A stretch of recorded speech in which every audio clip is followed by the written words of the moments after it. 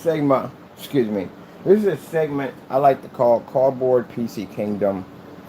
This is where we build computer parts, we build PCs and stuff all out of cardboard. You know, cheap and easy ways to put together a PC case and all that good stuff without spending a ton of money on your setup.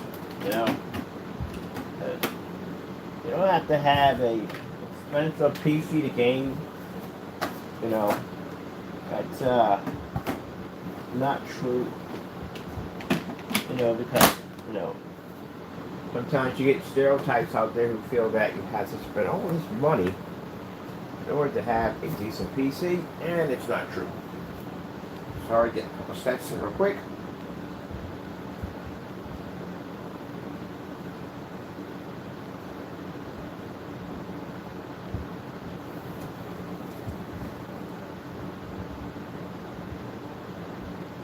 Many.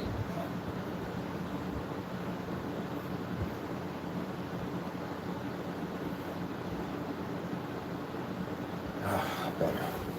All right, had to get a couple of steps. All right, so you don't have to spend a lot of money. I've seen the PC case covers. They are too expensive for me. I don't want to spend the money. So I built a lot of stuff out of cardboard, and I thought it'd be cool if I can build my own cover out of cardboard, which turned out great. And I wouldn't go through the boxes. The boxes were very complicated. I would rather just build it all by scratch, which would be so much easier to do.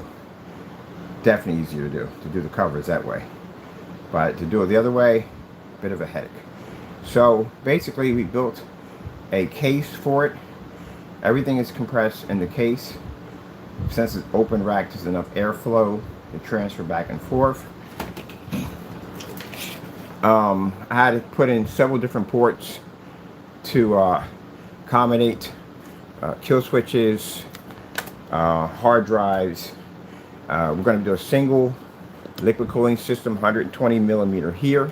We had to put a vent system here for the hard drive because the hard drive is actually inside of this. So basic 3.5 hard drive. That's pretty much it. Not this one. This is too small. This is only 250 gigs. That's really not big enough. Sorry about that. I got these morning allergies that are kicking around this time, so I have to deal with that right now. We got the motherboard case screws already put in. The motherboard I'm picking up is going to be the exact same model as this one right here. I got a few of them over there on PCs I've already built, which I'm working on right now, other projects. So this will accommodate ATX motherboard. Because it's a little bit taller, I can actually put a much larger board in there, but I want the ATX motherboard. So, and instead of going out and buying a whole new operating system and all that stuff, I'm going to get a Dell. A Dell PC will allow me to strip it out for parts. I don't need a motherboard, definitely don't need that. I can use it for other projects. I'm probably going to build the motherboard, because then I know override these motherboards now, so it makes it easier for me. I'm going to use a processor with it. That's a very good processor for the one that I saw. The hard drive has, I think, 2 terabytes on it, so that's more than enough. And it's already preloaded with Windows 10 or 11, I think it's on there. Sorry about that, people. Sorry, I got to go to this allergy thing in the morning. Morning, afternoon. I go through it when I'm leaving the home front. It messes with me because when I go out the door, the pollen count I think is a little higher. So when I come in here, I'm wrapped around trees all the time. So yeah, it kicks my butt a little bit here. Other than that, after it passes, I'm good. All right, so here we have the graphic card. The graphic card was made long enough to bait the slot here, so that way if I wanted to accommodate a bigger graphic card, I had the room for it. Most likely I'm going to put in here a 3050, which is all I'm going to need for gaming, and it's going to be low profile, so it's not going to take up a lot of room. So that's perfect for this right here. Power supply is going to stand upright, so it's going to be different. It's not going to lay flat like the other one. It's literally going to stand up a little bit here and here. We're going to make the entire power supply glow. It's going to be a big, huge glow cube. Then we're going to turn the power supply. Theme for this, everything's going to be jet black. It's going to have a kind of a Tron and Cyberpunk kind of design to it. Everything will be in black. And then we'll have a chase system that will run all through the whole system, through everything. So it's like it's channeling energy. That's how we're going to design it. We have here, to give you a better idea here, closer look on what we're doing here, because again, we get people ask all these questions, and some of the questions can be rude. That's why I said, take your time and you can learn something. Never go full glass. That's the reason why people don't learn nothing. Always full glass. I see a lot of people, when I went to restaurant school, full glass, failed. They thought they knew it all. Never works out. All right, so as I told you before, these are the type of SATA cables we're going to use, ones that are actually coming flat, because it makes it easier for us to connect it here. This runs right through here, and then underneath here we have the bay for the hard drive that'll connect in here, right over there. Because that's already going to be a preloaded with the software. This is going to come off right here easily. As we see right here on the motherboard, we got our power supply here. Power supply right here that powers the board. This powers the board, both these power the board. So we need a channel from here. Power supply is coming here. Channel from here, here, here, and here, and here. That's the only thing that powers through here. And basically the fan system for liquid cooling, we're going to use a single 120 millimeter, which I'm about to cut in, which is going to channel those cables here, right up through here, and punch a hole sorry, up here. That's going to allow to connect it right to motherboard right there. So that's fantastic. We use it right there. Easy connection there. This has to lay flat because we have a lip here. I put a lip in here. I'm going to actually do a little better, but I put a lip up in here. So it's going to have to lay very flat right in that edge, right up in there, because I'm going to have lights running along here. This is going to give it a shadow effect when you put in a lip right here. We're also going to install a lip here, here, and here to give it a kind of a Tron kind of shadow effect there. Hard drive goes there. Everything here has been double plied, except for the bottom, which the bottom's going to get double plied too.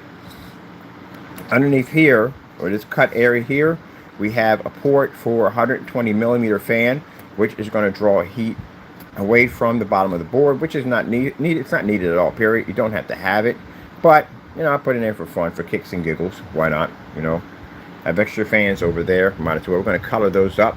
Add a new neon light to that, to these right here. Color those up with some neon. That's how you bring new life to old fans. You color them up.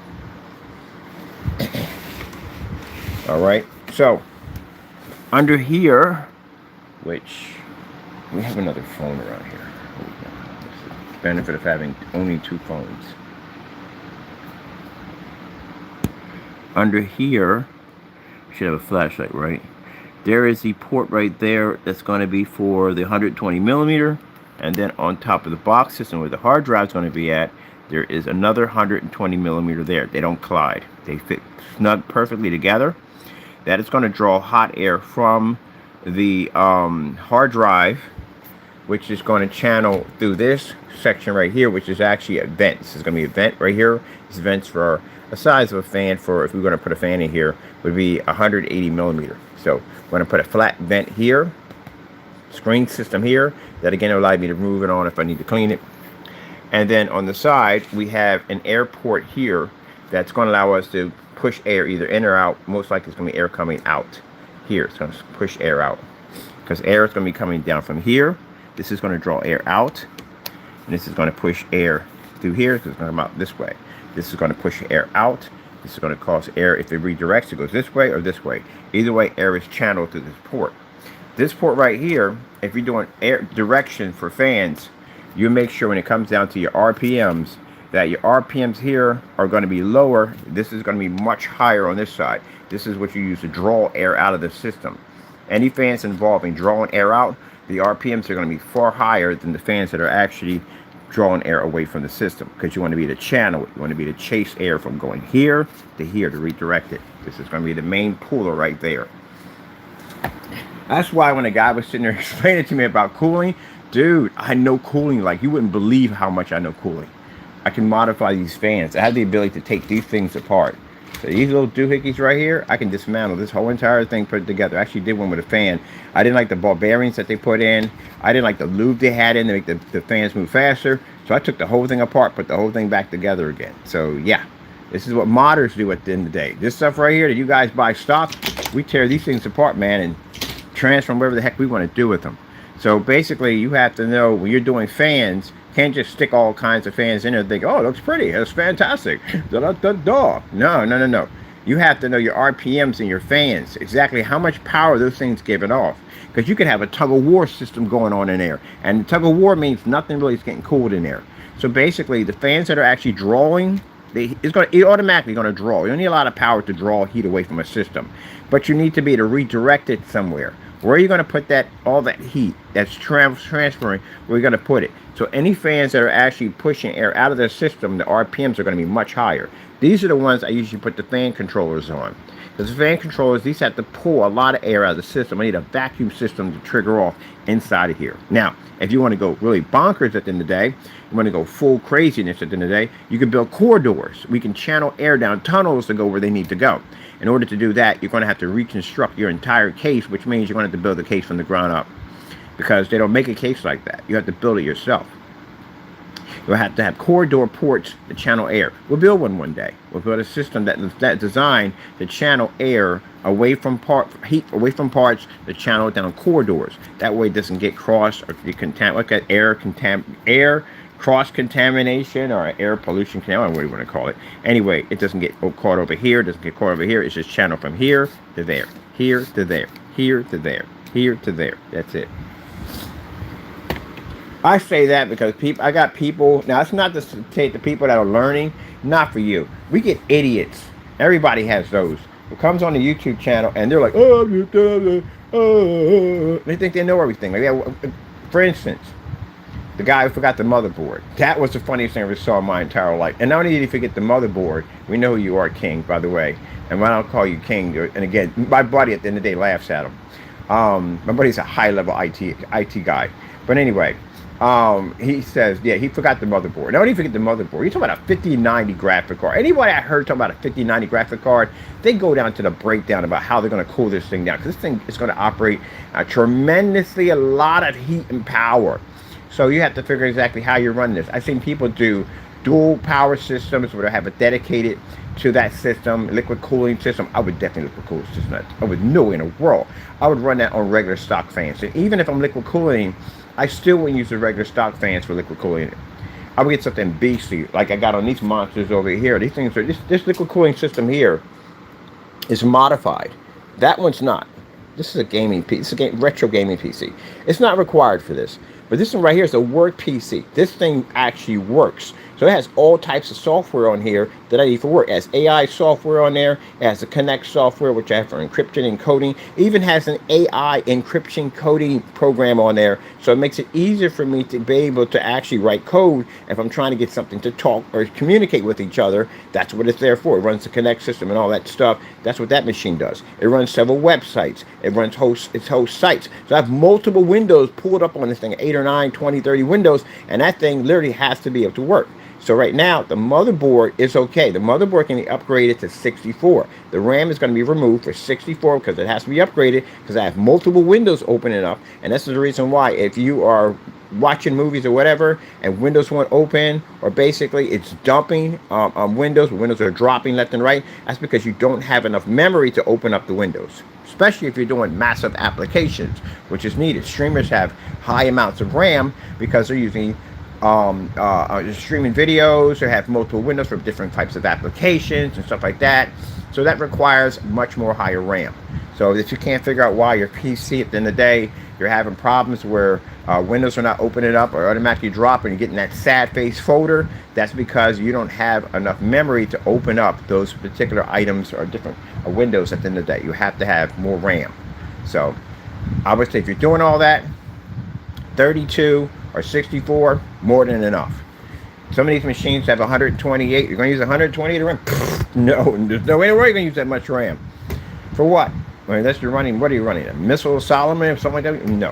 256, I had a PC that ran 256. It was overkill like you would not believe. Anytime you go to the high-end crazy specs like that, they're overkill machines, but they're machines basically for bragging rights, and they're fun to have. I mean, it's great. I had a couple of few powerful PCs in my heyday. I had when the i7s first came out, the 3770s. I had when it first came out. It was an $800 chip when it came out. I was so terrified of basically installing that thing in. I literally did a PC one time, and I was not grounded correctly, and I seen a spark go off on the board. I shorted out the whole entire board. So live and learn. I would terrify the daylights out of you. Wrecked the whole CPU and the motherboard for the fact that I wasn't grounded correctly. But anyway, yeah, so we have right here, oh, I'm going to leave that on. I just got my phone charged, and he didn't even beat it up. He beats up my charges. Woo. There we go. So we use that. This is a dummy board. This is not an actual board that we use. We call it the dummy board because we can use it to map out stuff. And usually all my motherboards are exactly the same thing. They're micro ITX boards. These are all micro ITX boards. So this one is going to go in this way, because these have to connect to it here. Let's connect right there. So we're going to have it this way. Now to get it in and out of here, we're going to build a tab system that connects on the here that allows me to pull it in and out if I want to. They can be removed at will. They have tab systems over there. So easy with a piece of cardboard that's basically connected to here. Put a little tab on that one. You can pull it in and out, and to keep the hard drive from pushing all the way in, I have buffer. I'm going to put a system here and on this side to keep the motherboard, sorry, the hard drive from swaying from left to right.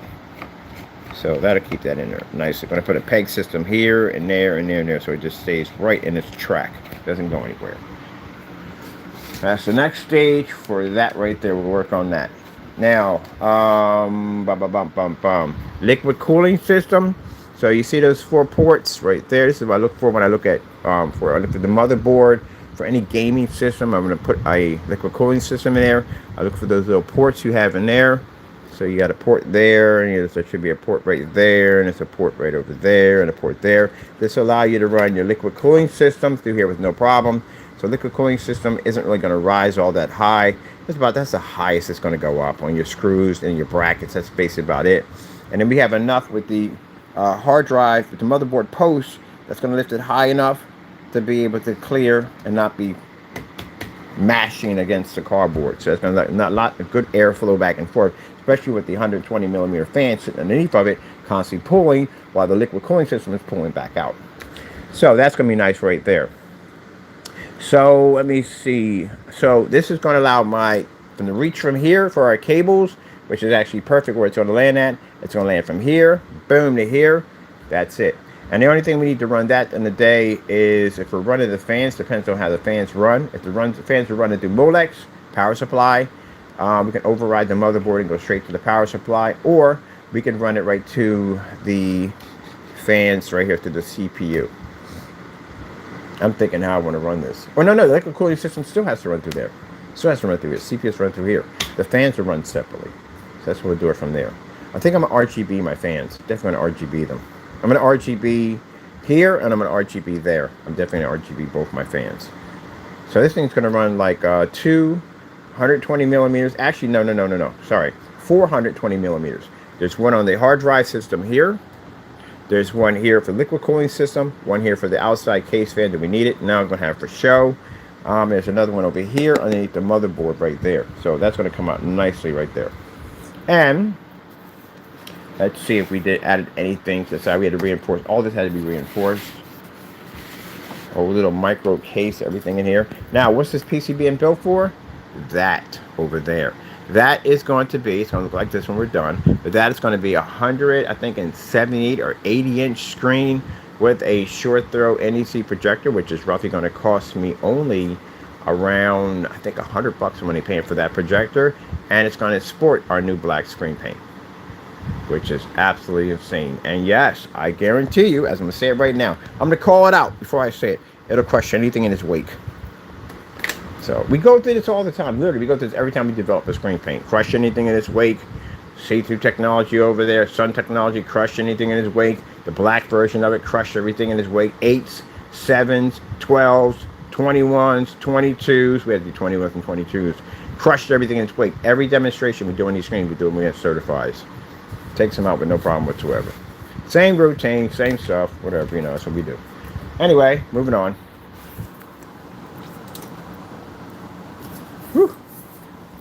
that stand back in there. People say it's Labor Day. You're not supposed to be working. I work every day. I like my job. That's what I explain to people. I like what I do for a living. I have a job that I freaking love. I can't imagine not working a day. I can't. And people say, that's why the other one said at the end of the day, so, well, you have to work. No, I don't have to work. I really don't. I have a degree in culinary arts. I went to Paris and studied an intern for a month. Are you freaking kidding me? How much money a chef makes? I can make serious money. I know computers at the end of the day. I made good money in computer repair and all that stuff. I got other trades at the end of the day. But I really like what I do. I get to build some really cool stuff all day long. And I like engineering. I like mechanics and all that crazy stuff. I'm building stuff and all that stuff. I got a buddy who's teaching me welding right now. I'm going to pretty soon be building my own frames pretty soon. Building my own frames. Oh, I cannot wait for that, man. I've built just about everything you've seen from my YouTube channel. And if you go to the other site under www. Let's see, IOEG, let me change it for IOEG, technology screens info, you see exactly how much work. I mean, that stuff was fun. None of that stuff was forced. Everything we did was that experiment, figuring out, like, I wonder if I can put a screen outside, a motorized outside, and build a frame for it. That'd be pretty cool. Built one. I never did a 250-inch screen. Let's build one. That was an interesting challenge right there. Well, build a levitating screen. Build a levitating screen. And everything we do for fun. We're having fun here when we do it. So, we're not forced into something like we have to work it. All that stuff. Like, okay. No, we're good. We're good. And then I got into this whole thing with the whole cardboard and PC art. So, I got a buddy of mine who wants to sell my PCs. He wants to sell them. He showed them to some art people at the end of the day, and they love them. They want my woman to call it cardboard PC art. They like it. They like the plant one over there. These things will sell for a couple $1,000s. They like the fact that it's not for them. It's not the PC build. And then for people sitting there saying, well, it's not a hype. It's not about that for them. It's an art community. They are into the art of it all. They got machine and art working together. That's what they see. That's what they take from it. They don't take from it, well, it has to have high-end parts. They take from it that it's a functioning machine that's running, but it's surrounded and embedded with art. That's how they see it. So I ventured upon a new business venture. My buddy came and saw that. He said, I got people who will pay a lot of money for that. And he says, you do this? This is what you're doing? You're doing this whole PC art thing? I said, well, it's a little hobby on the side. Usually those are the ones that get you rich real quick. And he said, I got people who pay these thousands of dollars for that. Just to have that in their home, functioning, running on a monitor.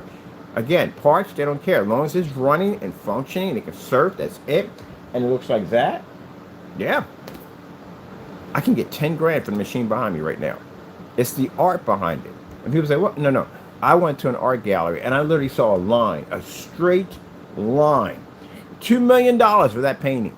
It was a straight line. I'm looking like, it's baffling. Like, how is this $2 million? But eventually, it's $2 million. It's a straight line. $2 million. A straight line. A huge white sheet of paper and a straight line. It was $2 million. And I'm looking at this thing like, okay, like anyone else can explain like what is going on here? Because I'm trying to process this. How is this going to cost $2 million? But it was. You got the right person who has the right connections. A person that may have a lot of connections in the art community can take something and say, hey, look, this is made by a new artist, so and so and so. He calls this PC art. It's the machines and artwork combined. This is what this is his vision. This is what he sees when it comes to the world of technology and art. And boom, that's it. That's all it takes. One guy who has a lot of pull to go in there and say, yeah, I'm having this showing. He's got a ton of rich friends. And he says, hey, I'm having this showing. I got this new artist coming in. So machines are freaking insane. You got to see this. It's definitely different. Come down. He's up in New York City. He has an art gallery in New York City. You got to come down and see this. And his people will come down and watch this. And they'll go, wow, okay, I like this. At the end of the day, bam, that's it. Your painting's so quick. That's the thing about you're an artist. Trying to get yourself in those particular galleries where you're definitely going to get noticed by the big heads. Yep. And the next thing you know, they'll have you doing a showing and you'll pop up. And boom, that's it. But do I want to go down this field? I don't even know, to tell you the truth. Honestly, I mean, he told me I can make a lot of money in it, but I like what I'm doing here. Can I do both? Yeah, we can do both. I mean, I kind of like doing this as a hobby. It's a hobby for me to make these things. But You know, that's what it is.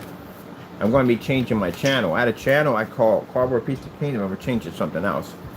And we're going to change that channel over into trademark and piracy awareness page. Because, you know, we got on the page. We got Jamie on the page. Yep, he's always stuff that's broadcasted on that page.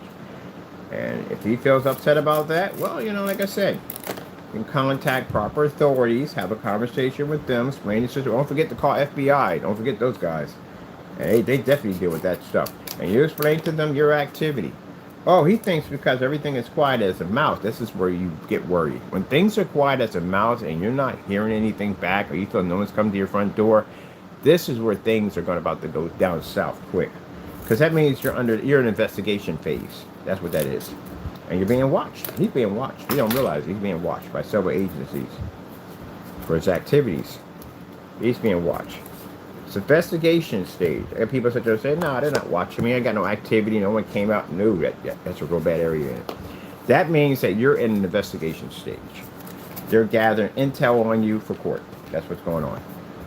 Now, later on, you pop up in court and you're like, oh, crap. Like all this stuff you didn't think they saw. They They got tons of documents on you. Yep, that's it. There you go. Got enough to prosecute you for a long time. Shouldn't have been doing it to begin with. And I showed it to a friend of mine. He was like, "Are you kidding me? You've got to be kidding me." I several people. I know a lot of law enforcement people. At the end of the day, people in law enforcement. I showed them that video, and they were like, "What in the world?" Anybody who's doing it said, "Yeah, it's under investigation. They're taking care of it. It's already been taken care of."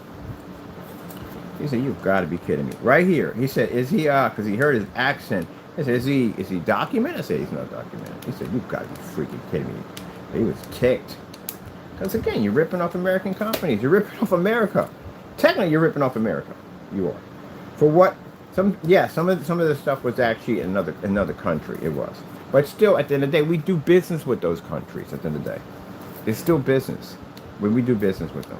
And that's the reason why you have Dragon Ball Z and Bandite and all that stuff over here, because we do business with them. That's how you get all your imports and all that stuff over here. We do business with them. Well, that doesn't look good if we're ripping off their country at the same time. That doesn't go well. And we get people that come on here from his channel. I don't know why they're here to begin with, but they're always on my channel for some reason. Maybe they got nothing to do there, got going on to their channel. But anyway, and they get mad over that. Well, hey, look, if you feel he didn't do nothing wrong, this is what you do. You add your name into that. You call the police and say, hey, look, I had some involvement in some piracy, trademarks, ripping off companies. Put your name, put your address, put your whole thing in there. Okay, if you're going back them. Put it all in there. Put all your information there, who you are, where you're at, where you live at, the whole 9 yards. Hey, even throw your social security number, throw it all in there. If you back it that much. If you don't, then guess what? That means at the end of the day that, you are what you are. Coward. Go and put it out there. You back them, right? Go put it out there. But you don't want to do that. And on top of that, if you support that, then that means you're basically, I don't consider you to be American at all. I don't care if you were born here. If you support basically people ripping off the country and taking and using the products that other people worked hard for and benefiting off that, you don't belong here at all, period. People get offended by that. How are you getting offended by that? You don't belong here. That's all to it. Because, last I checked, at the end of the day, it's the United States. You're not going to come in here and rip off our country. And you got to say at the end of the day, even if you are from America, if you're from America, you're still not ripping off our country. You're still going to go to jail. That don't change anything at all. You still go to jail. That changes nothing. People work hard for that stuff. You work hard for your stuff, right? You go up and get up in the morning, you work a 9 to 5, you break your back, you work hard to earn the good things you like in life, right? How would you like if someone breaks into your house and steals all your stuff? You wouldn't like that, would you? Come home, all your stuff you worked for. And the first thing that's going to go through your mind is, man, I worked hard for that stuff. I worked really hard for somebody to come in and take something that belonged to me. There you go. That's what you do when you steal from a company. So, there you go. I love how people will steal from people, but get mad when people steal from them. There you go. Got a nice car? Just bought it, put it in your driveway, come back, it's gone. How does that make you feel at the end of the day? Makes you upset, doesn't it? I can't believe it. I just bought it. You know how hard I had to work to get that vehicle at the end of the day? Someone's just going to take my car? I mean, come on, you got to be kidding. There you go. But you steal from other people. That's how karma's going to work out for you at the end of the day. Those people who supported that nonsense, be prepared. Life has an interesting way of evening things out. And you're about to get things even out for you. So if you know, some strange, I don't wish anything bad on you, but this is what happens. Something bad, it always happens this way. It's a way of life paying you back. Yeah, somebody steals something from you, you set down your phone, somebody snatches it, you get mad, you blow up and get up angry and upset. Well, you ain't got no.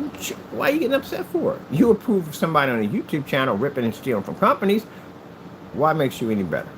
So if you happen to lose something or something gets stolen from you, hey, it's just life paying you back. That's how you have to see it. So no need to complain about it. Don't even bother calling the police about it. No point. You're never going to get it back either way. That's just life, evening out. That's how it works. I had to go through the even out process. I did a lot of destruction on the earth. I had to pay for half that mess. Even when I was out and I was a Christian, still had to pay for it. Still had to pay for it. There was an incident. I would share one thing, which was an incident when I was in that phase to intimidate someone. I set their house on fire. I didn't kill them, but I set their house on fire. And I got caught in 2 burning buildings. Almost died in one of them. You know, the only thing I could think about was that episode. The only thing I could think about was going through my head. Like, oh, I remember I set somebody's house on fire. I guess this is life paying me back. So, oh, hope I survived this one. That's literally what was going through my head. Guy, life has a way of paying you back. I seen it up front and personal. So, because that little incident, because I got mad at somebody because they couldn't pay off a debt, and I decided to destroy their property, here I am sitting in a burning building on the 3rd floor, and it looks like I may die in this situation. Almost did. And that's the payback. The payback is far worse than what you did. That's the jacked up thing about it. It's always worse than what you did. So if you did something jacked up and you know you did, just remember, you're going to pay for this 10 times worse than what you did. And here I am. No one was home in his place when I did that, because I had to make sure no one was in the place when it happened, because I didn't want to kill anybody. You know, I ain't trying to go to jail for that nonsense. And here I am in the actual building that's on fire, and it's electrical fire, which makes it far worse because it spreads even faster. Oh my goodness, man, that was not something I went through that twice. I mean, the first time was bad, and I'm figuring, okay, that's it, but I went through it again. I was terrified to not want to go through that the 3rd time. I'm thinking like, are we good? Because I'm terrified. Yeah, it was terrifying, but it gave me an idea of exactly, yeah, or what I had to go through. I went through a couple other things too. I paid my debt. I'm clean. I'm good from it. Yeah, I paid for that mess. You ever seen it? My Name is Earl? My Name is Earl cracks me out. That's why Earl, you gotta pay it back, man. Man, see, Earl did a lot of dirty stuff. Everything off the list and go back and refix and repair everything all over again. So that's how life works. Yep. You got to go back to the list and got to repair everything all over again. Either way, you have to pay for it. You don't get away with nothing on this planet. No way in the world you're going to get away from it. No way in the world. You can't escape it. You can't escape it. Yep. It's crazy when you really think about it. When you're young, you don't see it. When you get older, you see it more. You see it so much more. And then you realize that the troubles and stuff that you cause. You ever watch gangster movies? I watch gangster movies from time to time. And they go out, like Carlito's Way, stuff like that. They go out and they do all this stuff that can make crime, whatever, so on and so forth. They meet somebody, they fall in love, they realize they don't want that life anymore. They don't want it for them. It's easy when you're by yourself, but you don't want it with them. You don't want it for your kids. You try to get out of the business. And eventually, you do get out of the business. But eventually, you bump into somebody somewhere that you did something wrong to, and you pay for it. Life catching you. Which is interesting. Cletus was actually a pretty good movie, too. Very good movie. But anyway, yeah, it's interesting. Now, if you're a Christian, I mean, yeah, eventually, something like that. You know, I mean, maybe it's the Lord teaching you a lesson, because you don't have to learn. I mean, heck, I followed demons, and I saw demons for 2 months, and it scared the living daylights out of me. I was so terrified. I thought at one point God just forgot about me, and he was just allowing Satan was going to take me sooner or later. I was terrified seeing so many of those things in the day. But no, I had to see it. I had to see exactly what I was listening to, what I was following. Lord had to give me that look. Thank God he never allowed me to see that thing in its full form. I seen images of it. Oh, I seen some creepy stuff, man. I seen some creepy stuff. I saw stuff. That's the reason why I don't go out at 6 o'clock. I don't step foot outside. You have no idea what's out there walking around. You have no idea. No idea what's out there walking around, watching and looking at you. You can't see it, but it definitely can see. You have no idea. No idea whatsoever. No idea. Nope, no idea. No idea at all, period. You would think, oh, that's just Hollywood. No. That's not Hollywood. That's some real stuff. That paranoid activity, people think at the end of the day, when you have something like that, people understand the whole thing. The ghost hunters, I don't watch that stuff. You know why? That's so dangerous, it's not even funny how dangerous that is. They go, oh, we're hearing something. It must be Sally. That ain't Sally. That's Satan. That's what you're talking to. You're talking to a demon, a fallen angel. That's what you're talking to. A dark angel. That's what you're having a conversation with. Extremely dangerous. Extremely dangerous. Yep. Do not tempt the Lord your God. That's what you do at the end of the day. You have to understand, there is no ghost. Ghosts do not exist. Oh, but there's how's a ghost exist? Explain to me this. How's a ghost exist? Who does the soul belong to?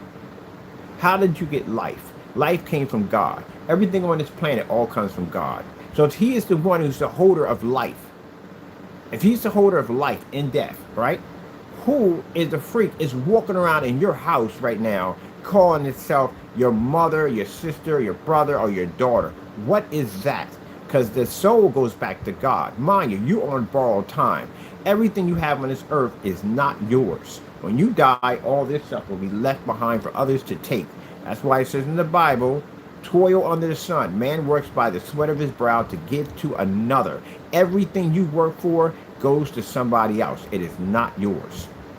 You're not taking it with you. It's not going to happen.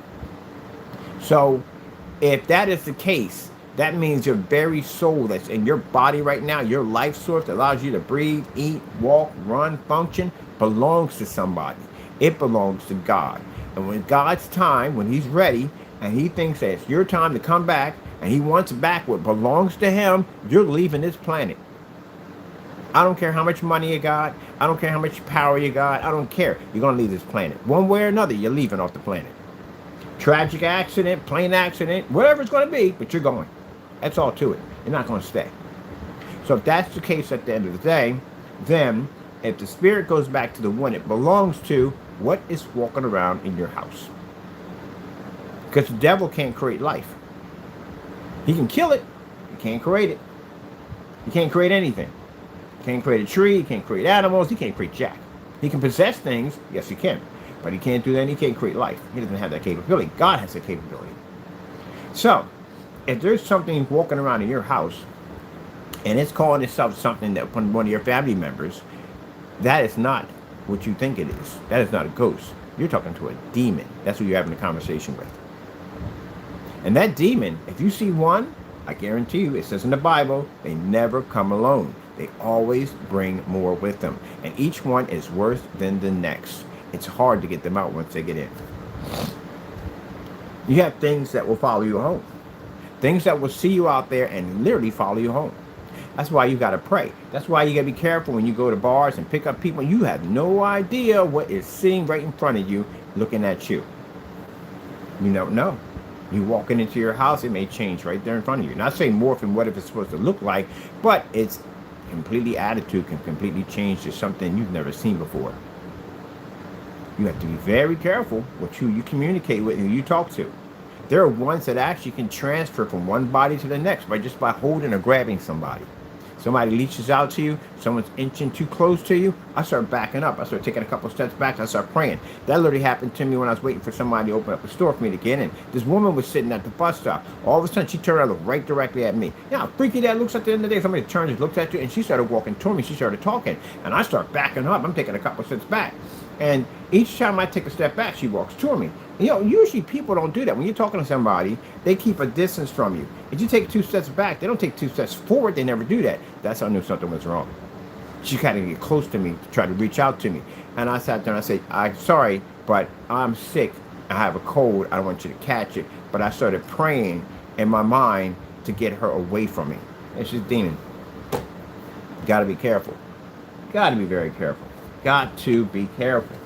Because they know who you are. They watch you every single day. You just can't see them. Unless they let themselves be known. Then you'll see them. But the whole ghost hunter thing, I didn't watch any of that.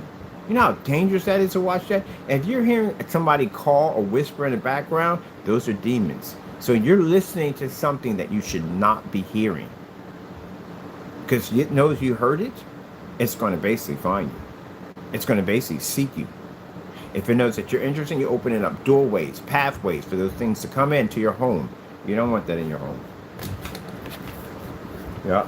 Seen The Exorcist? That's the best way I can put it. The little girl from The Exorcist. Say she walks up to your door one day, she knocks on your door and she says, can I come in? You letting her in?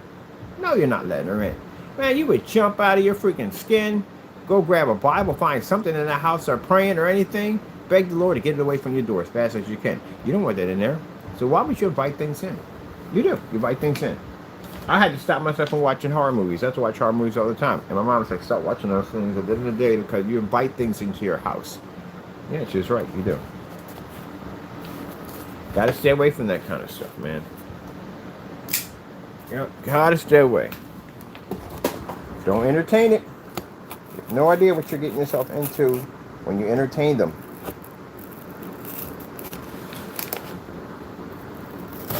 Don't give them the time of day.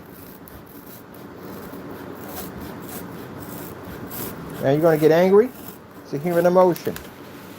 We're human. You want to get angry. So what's going to happen? Don't let it fester. Don't let it stay. The devil will come in and mess with you. The things I learned down through time when I was a Christian man, that, like I told you, I called on that guy who was out there parking his truck out there, and I did that on purpose because I knew he would get in trouble for it. See? Entertaining the devil. What was the reaction of entertaining the devil? This guy was a big guy, came after me, and I was on the porch. Charged at me, he's going to attack me. And I turned around and opened up the door because I got 3 pit bulls in the hallway, and they came out. Now, this dog would have got him, they'd have killed him. He'd lost his life. Now, see right there, I'd be going to jail for murder. All that because the devil told me, hey, call his job. You got cameras outside your house, and show you he's taking time off the job to do what he want to do, just to make trouble for him. If I listened to the Lord, you know, eventually he probably would have gotten caught either way. But these wasn't by my hand and my doing. So by doing that, I basically opened up a pathway for Satan to get in and make trouble. Now, when I got inside, he was outside talking all his trash. I came outside with 2 of my big pit bulls. He left when the pit bulls came up. One of them is called, my dog called Tigger, will kill you. Because he's an alpha male, so when I told you he's a very aggressive dog I got, he will kill you. And he knew what that dog was about, so he left. Got in the car and drove off. We got into some words or something. And what I did, the devil already in the house playing that scenario in my head over and over again. I know, number one, I was in the wrong. I had no business calling his job. That was wrong. But, you know, I wasn't going to let that. I'm more angry about him trying to attack me. So the devil's playing that scenario over and over again in my head. He tried to attack you. You got to take care of that. You got to take care of that. You're going to let that nonsense go on like that. Call your family members. You got ties at the end of the day. Call them ties. Get that nonsense squashed. Yeah, it's the devil messing with you. And you know you were the one that triggered it. You know you caused that nonsense. But he'll keep playing with it. Never let stuff fester. That's what happened when I let stuff fester. I let my pride take over. And I was too much pride to go over and apologize to this man because I was wrong for what I did. Even though he was doing something he shouldn't have been doing, it was not my place to do what I did. So I was wrong. So, you know, that's between him and his job. That's what it comes down to. He's not really breaking the law. He's just going to get mandated for basically having that truck out there and doing what he's doing. That's basically about it. So we don't get this mixed up, because naysayers at the end of the day, I swear, I think y'all drink pool water. I really do. I think you do, because you're gonna. But he's breaking the law. You can't counterfeit and can't take other people's stuff. That's stealing. It's in the Bible. 8th commandment. Can't do that. Him, on the other hand, no, he's not doing anything. He's basically just cheating the job. That's basically about it, which most people do anyway. When they go outside and take a longer lunch break, you cheat your job right there from the door. So that's what he did. He took a longer lunch break. That's not going to get, is it going to get him thrown in jail? No, it's going to get him thrown in jail. It's going to get a mandate. That's basically about it. Maybe a little suspension. That's all about it. Maybe a good talk to. That's basically about it. That's all he's going to get. But if you're stealing from somebody and you trademarks and stuff like that, you're going to jail for that. That's breaking the law. It's a crime. You literally got to explain to naysayers, because naysayers get things confused. That's why I said at the end of the day, stop drinking the pool water. When you swim, stop opening your mouth and swallowing pool water. Because pool water corrupts with chlorine, corrupts your brain cells. But anyway, so, because I got to explain stuff to them, I swear. They'll come down and put dumb comments at the bottom at the end. Well, you know, it's not the same thing. You're doing it. Oh my goodness. Are you freaking kidding me? Do you need clip notes to open a door? That's right. I really do believe you need clip notes to open doors. And windows and all that stuff. Like first one, lift with knee, push door up, windows up. Like really, you don't know the difference between the two? How long have you been on this godforsaken planet? For how long? You don't know the rules and regulations of what runs on this planet. Gee whiz Louise, you know what? If this is how your mind functions, it'll be no time at all before you'll be in the court systems in front of a judge looking at a good amount of time to be sitting there because you felt that robbing a bank was something that wasn't considered to be a crime. But anyway, so getting back to this guy, because I got to explain to these guys all the time. So anyway, so yeah, so the fact that he tried to grab me to attack me, the devil played on me on that one. And I could have prayed and put it and gave it in God's hands, but I didn't. I allowed it to fester. And he kept coming back and coming back. Man, you gonna allow him to do this to you? And I kept seeing that same thing over and over again, playing my, you can't let him get away with that. You can't let him get away with that. You can't let him get playing and playing and playing. And in the back of my mind thinking, I should make a phone call. If I had made a phone call and I called the right people, he was gone. I knew his family.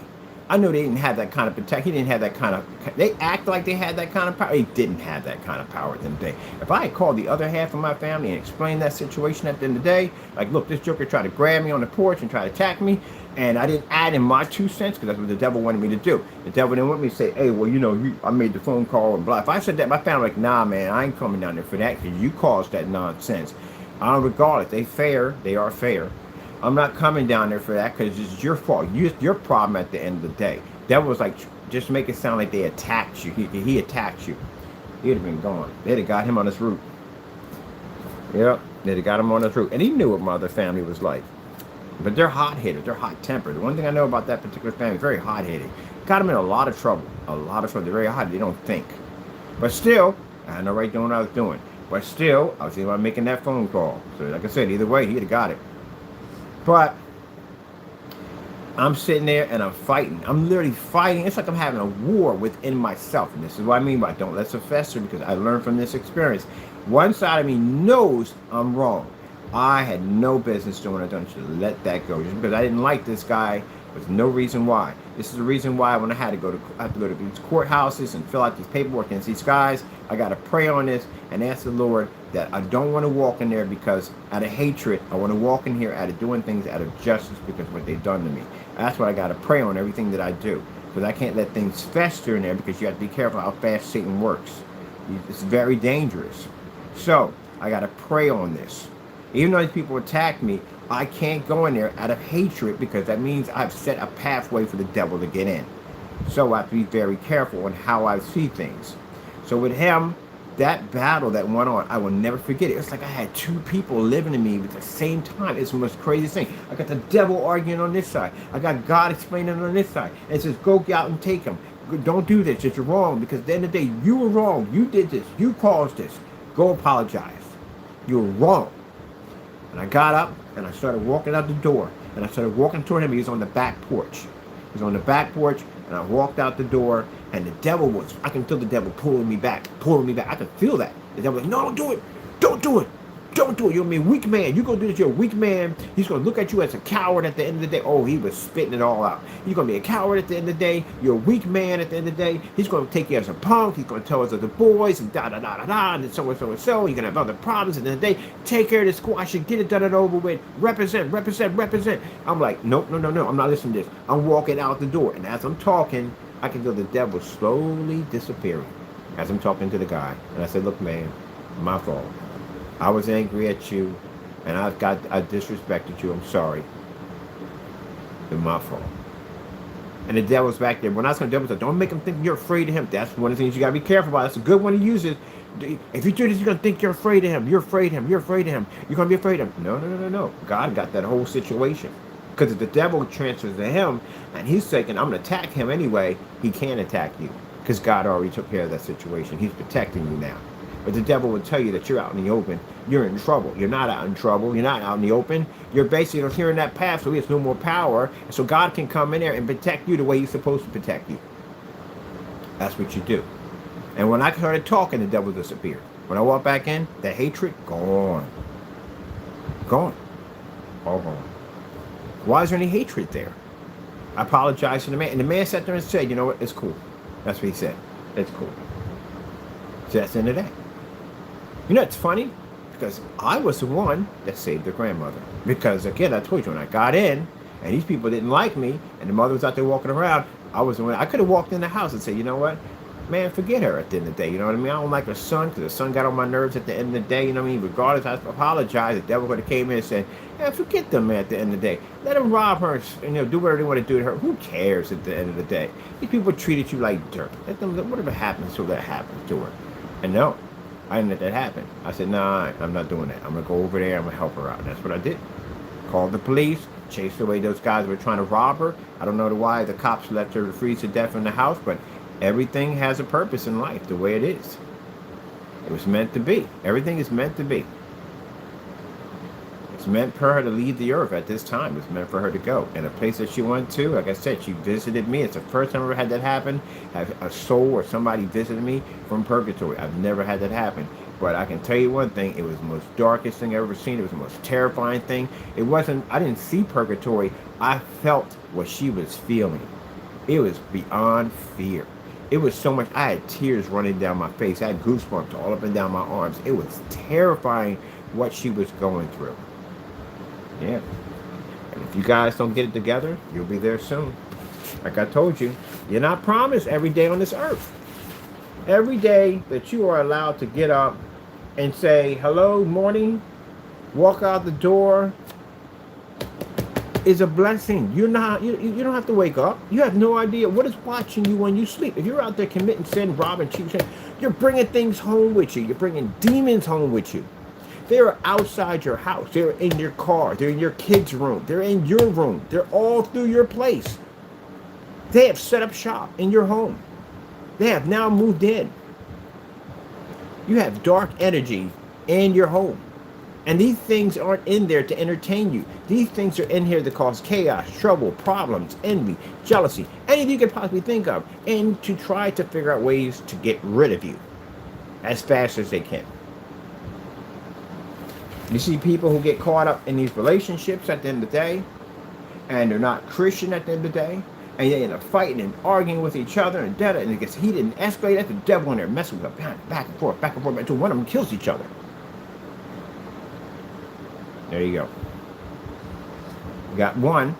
That one's going to hell. It's going to purgatory. When they pop in, how you doing? And now the other one goes to jail, and he may be murdered in jail. How you doing? And the other guy who committed the murder, they got him with another life sentence in there. He get killed too. How you doing? See what I mean? Ongoing vending machine. Ongoing vending machine, and you're the item. Hatred is the currency, and you're the item. And he keeps loading you guys in. He's just loading in, loading in, loading in, loading in. Every once in a while, one gets stuck. You can't grab it. You can't get to it. Yeah, those are the ones that become Christians. Gotta be careful. You have no idea who you're dealing with. The guys up there on the corner think, I watch them big drug dealers on the corner. Think they big, bad, tough, you know what I mean? Blah, blah, blah, blah. You have no idea what's sitting right next to you, smiling at you, talking about, oh, so you think you're tough at the end of the day, don't you? Yeah. Follow you home. Imagine you could turn around and see what was following you. Something with maybe 20, 30 legs and sharp fanged teeth and something really creepy. Just smiling at you. Follow you home. Curl up in the corner. Big old eyes just watching you. Everywhere you go, looking at you back and forth. Just smiling at you. You go to bed, it's laying right next to the bed. And just smile, licking his lip. Long, lengthy tongue licking around his face. Most disgusting, hideous thing you could possibly ever think of. Just watching you all day long, smiling at you. That's what you want. That's what you really want. They don't smile at me at the end of the day. They're scared. You know why? I got angels around me. That's why. They know it. At the end of the day, when Mr. Bird walks out that door, Mr. Bird walks out the door with an angel.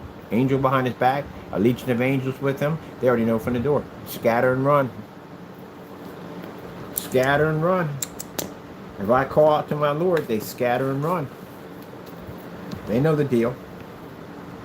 That's why all them demons I saw, not one of them could touch me. Not one could touch me because they couldn't. They couldn't touch me. Hey, what's up, bread boy? Bread boy! You making biscuits today? Biscuits? Yeah. You get in trouble, but you still get your treat. You still get your treat. Biscuit boy. Yeah, boys. Yeah, boy. Little biscuits. Oh.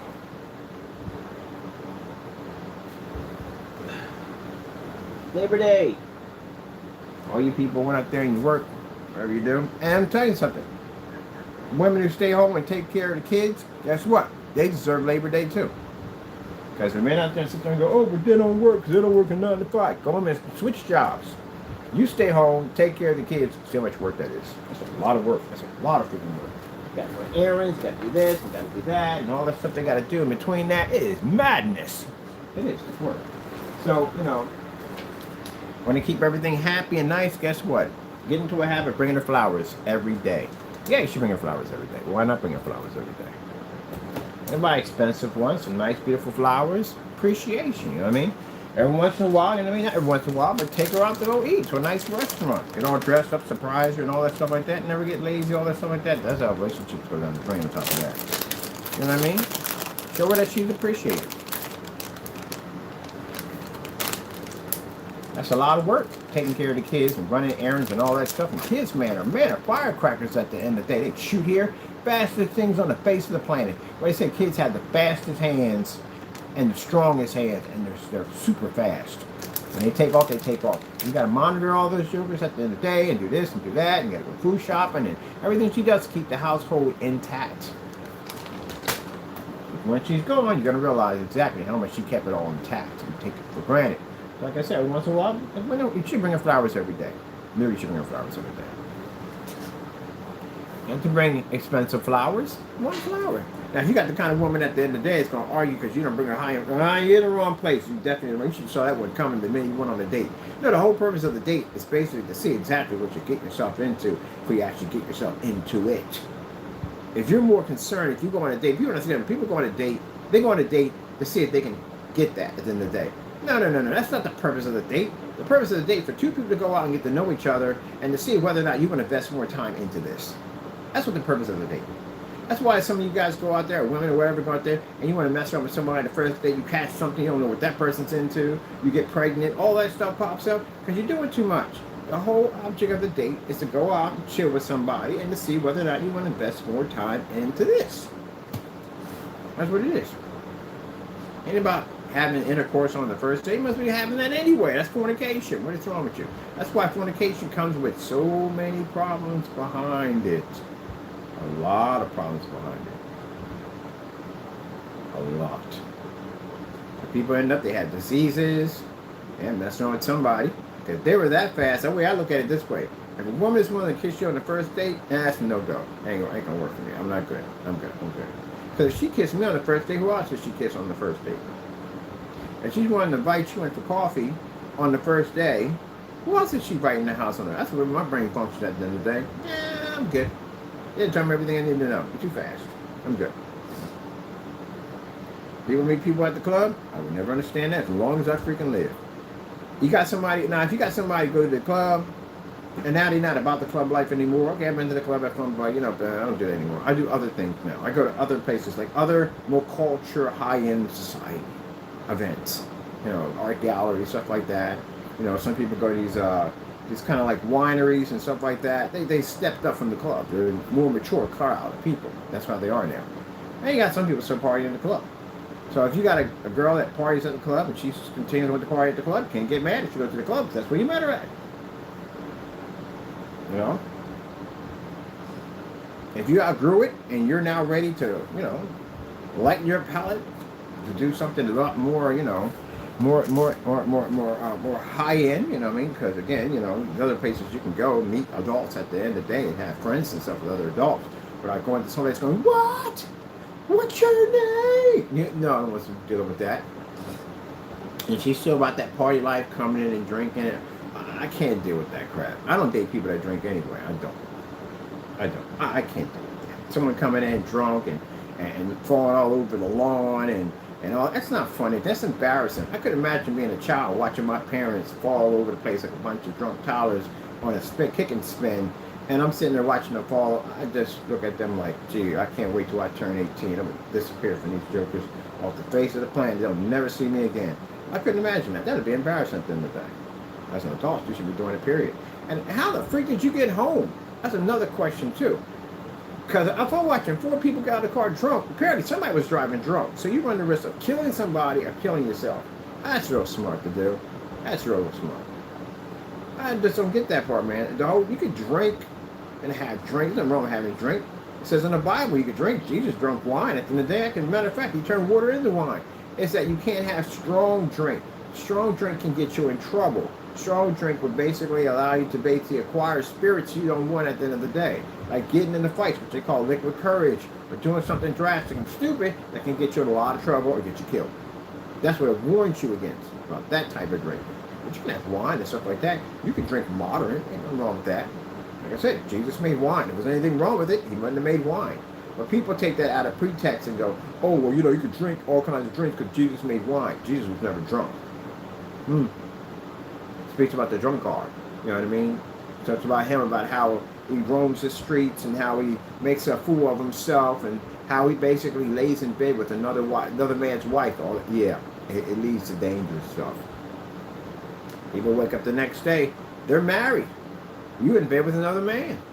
You done wrecked your whole entire life that fast. Destroyed it. Bachelor parties?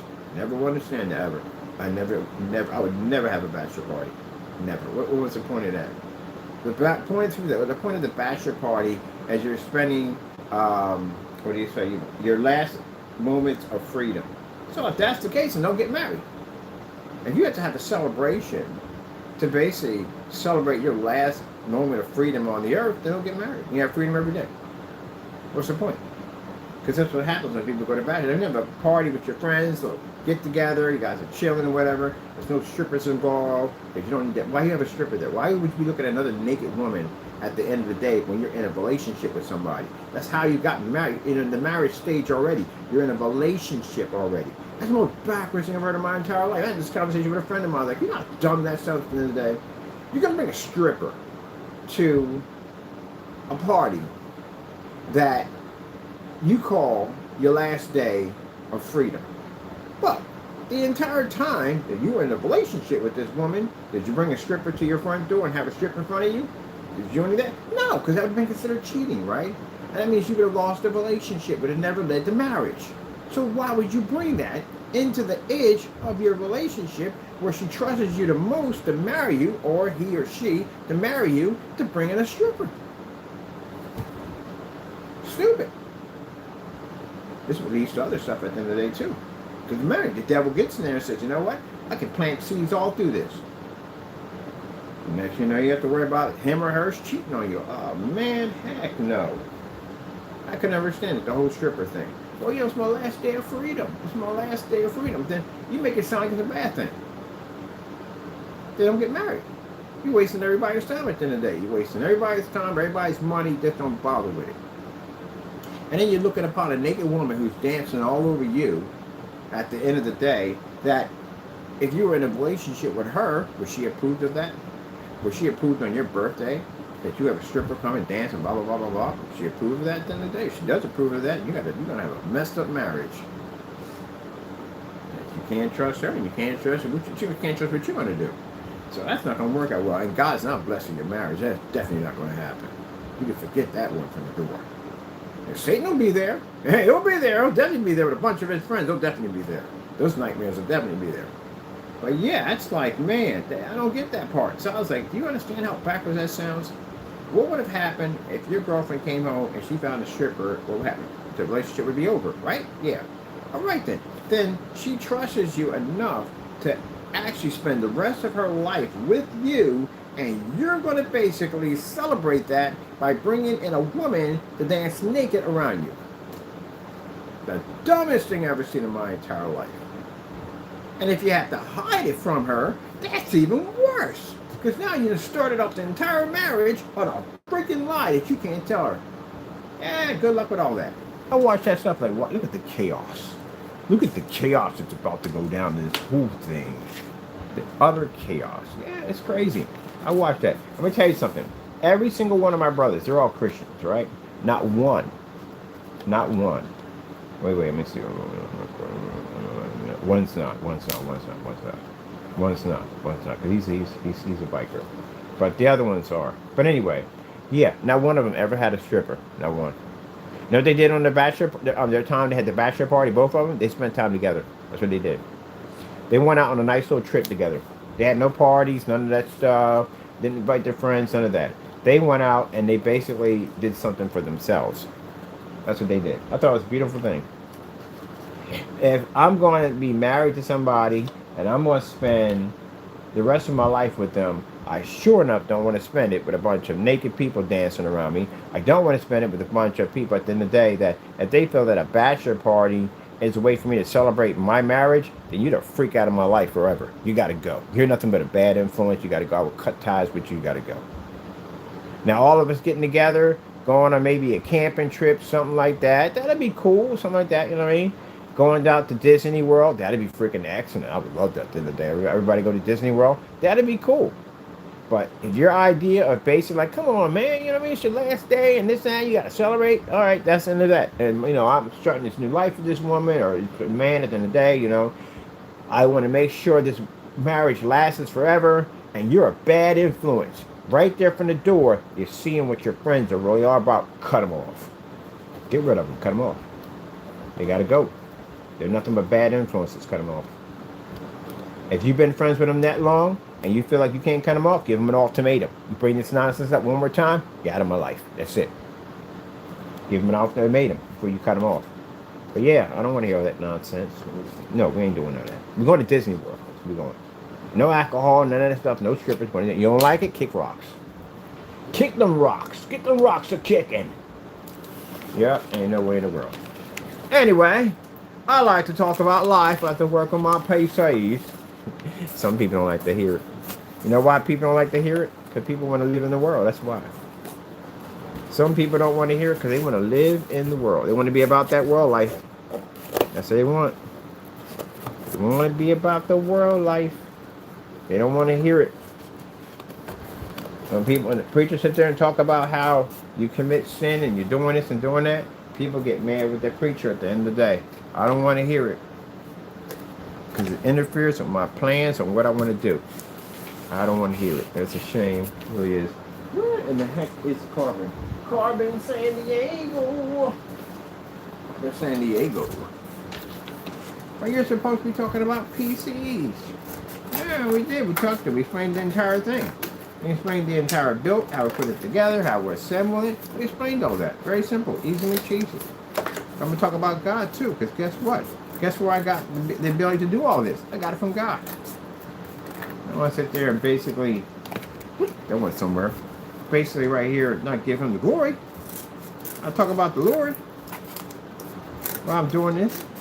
And some people get mad over this and they get angry and it offends them in every way whatsoever. People get offended, some get offended in church. They get upset in church. Preachers talk about something, they get offended, they get upset, they get angry, they get mad about it. Well, you shouldn't be having bachelor parties and all that stuff. That's not the Christian way to do it. You shouldn't be having bachelor parties.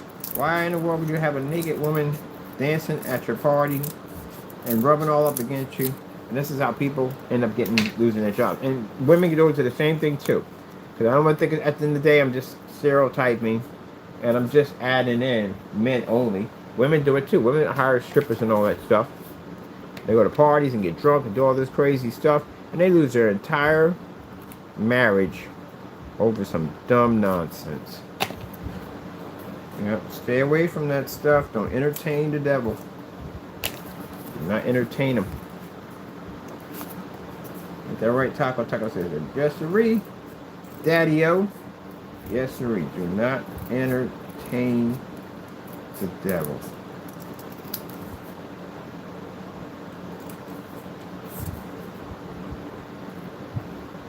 I got this Christian song that's been playing in my head. I've been hearing it quite a lot. And I asked the Lord to help me with something. And now all I hear is this Christian music playing in my head. Crystal clear all day, every day. I like it. I like it. Man, it's like a safety switch, man. I like it. I can hear it crystal clear in my head playing. You say, well, you think you're... No, I'm not holier than thou. I'm not perfect. Nobody's perfect. That's virtually impossible. Nobody on this earth perfect. I have a quick fuse. I control it. I get upset and I get angry at people really quick. And I learned to control it because I pray and put it in God's hands because I know what Satan will do with that. Like that girl spud past me on a bike. Didn't like that. That would make anybody upset and angry. But as long as you don't act on those angry impulses, and that's what I tried, but not to do. Act on those angry impulses, but people want to get upset. I think Moses got upset with God. He struck a rock.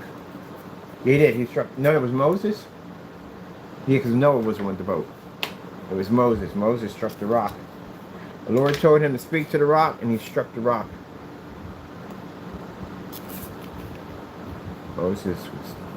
Moses on top of that teaches you patience too. Because Moses went through some stuff. With the children of Israel, oh my goodness, they drove Moses crazy. Moses went through some stuff. He did. They drove him crazy. Oh my goodness, like, man, why are you calling them my people? He was tired of them. Like, why are you calling them my people? They're not my people. I can't deal with them. But man, if Moses was able to get through all that with God, man, Moses teaches you patience. He does. The Taco's over there fighting his fish. He's fighting his fish with Taco Power. Taco Power. He's fighting the fish with Taco Power. Taco Power. Taco Power. Taco Power. He's fighting his fish. I don't know why he fights his fish over by the desk all the time. Yeah, it's funny because I used to ask my mom all the time, talk to my mom. My mom used to talk about God all the time. Every day. God. Every day. Music, scriptures, all that stuff. I found out, I didn't even know, I knew some things about my mom, but I know a lot of things about my mom. Some things I didn't know. I wish I'd asked more questions, but my sisters knew. She talked to them about a lot of stuff. And my mom had someone she was in love with when she was in her young years. Somebody that it was, you call that one person, the person you call, the person you're meant to be with, your soulmate. She met her soulmate. He was military too. He was a military guy. Well, I like military. She did. He was a military guy. And he just came back and they were supposed to get married, but my mom's a church woman at the time. You know, your mom was raised in the church, and she wanted him to become part of the church, and he said no. So she walked away from him. But she put God first before anybody. She does. She walked away from him. I never knew that. I never knew about that. But yeah, it was somebody, and they were perfect together. They got along well, nicely, and all that. He just wasn't a man of God, and she couldn't work with it. She left. So you know. She always put God first, and I always have. Always put God first. Always. Always put God first. And you walk away from somebody like that, and at the end of the day, man, that shows your loyalty to Jesus right there. Like for me, I don't date married women. If you're married, or you've been married, I won't touch you with a 10-foot pole. You know why? Because you can't do that. You can't marry. If someone's already married, you can't marry them. That's adultery. Now, people say, well, they're divorced. Under man's law. In God's law, you're not. You go to church. You want to be married in the church. Why you want to be married in the church? You want the Lord to bless your marriage, right? That's what you want, right? So you want the Lord to bless your marriage. then you're going to have to abide by God's rule. And under God's rule, the only way that you can remarry again, someone has to pass. You ever heard the thing, "till death do you part"? That's what it stands for. Someone has to pass away. God's contracts are very serious. So make sure you're marrying that you're going to be with that person forever. Because the only way that you're going to marry again, that person has to die. That's under God's contract. But people ignore that. Even Christians ignore it. I've got somebody in their family ignored it. They ignore it and they go out and they marry again. And you're not supposed to do that. How are you going to go in, get a contract from God to bless your marriage, and you turn around and broke and committed a crime? Let's say it's a sin against God. You committed adultery. You cannot marry again. And you know what? This bugs people. This bugs a lot of people. Because you know what? When the Pharisees were challenging Jesus, and they're asking these questions, and Jesus spoke on it, you know, he sat there and said, not all can handle this. Not all can actually can handle that. Not all can handle that. You can't get married if you've already been married. You can't divorce. You can divorce over basically somebody basically cheat on you or whatever. But even if they cheat on you, you still can't marry. You can't remarry again. You're under contract. Until that person passes off the earth, that is the only way you're going to be able to marry again. That's it. So if you're a widow, yeah, I can date you. If you are a person who's never been married, I can date you. You've been married, I can't date you. You're still married, yeah, I can't date you. Doesn't make a difference. One of the females I was with, all the women I dated none of them were married. And I dated 2 widows. So they made them perfect candidates for working for a relationship. I'm not into that. Well, I'm not in a relationship anyway, because I stopped all that. I like my freedom. I like being single. But when I was in that field of basically getting involved in all that, that was one of the things that I needed to know if you were married. And if you were married, I couldn't touch you. Because people say, well, God won't know. Yeah, that's the dumbest thing you can say. God won't know. God knows what you're thinking right now. For those people sitting there thinking all evil thoughts, guess what? God knows exactly what you're thinking right now. You can't escape God. Who told you at the end of the day that you could escape God? You can't escape God. No way whatsoever. Everything you think, everything you do, every thought process, everything. God knows it. He knows everything about everything that you're doing and what you're about to do. He knows it all. There's nothing you will get away with. Not a thing. That's what you got to understand. Devil's the one that tells you at the end of the day that God doesn't know. God can't see you. That's what the devil tells you.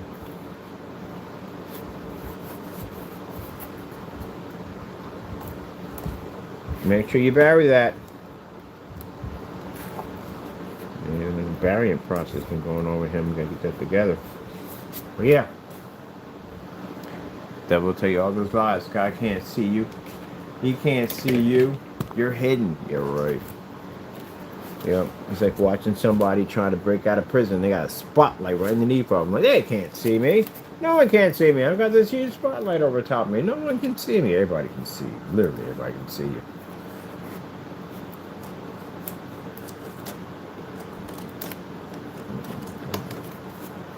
Okay, nicely. Hard drive put in there nicely. Nicely. There, there. I'm going to finish the rest of this right here. Down here. Got my support in there so that doesn't buckle down. Liquid cooling system here. The liquid cooling system is going to come from here. It depends on where we hook it at. I might run it straight into the power supply. Might as well. I mean, we're running all this cable over here for what? Oh, wait. The fans run from the power supply. Liquid cooling system still has to run to the CPU. So that still has to run. So we're going to have to put some kind of adapter outlet here. So it has to travel from here to here. That connects there. And the fans are going to run through. Most likely I'm going to do those. I'm probably going to speed those up. So I'm probably going to run them right to the power supply. I don't have to worry about the RPMs, the wattage overriding the board and causing the board to shut down. So that'll be perfect.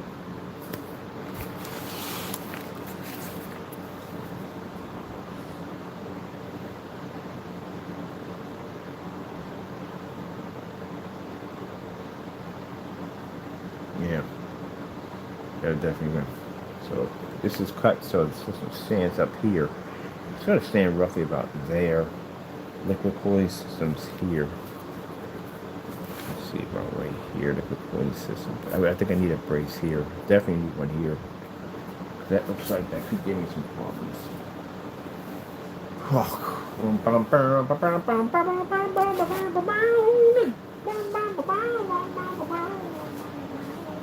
Oh, what are you doing over there, Mr. Twisted Socks? Mr. Twisty Socks. Mr. Twisty Socks. Mr. Twisty Socks. Mr. Twisty Socks. Mr. Socks. Not gonna be rocking with socks. Socks in a box. Kitten mittens. Sucker, you rocking them kitten mittens. Those kitten mittens, sucker, you rocking them kitten mittens.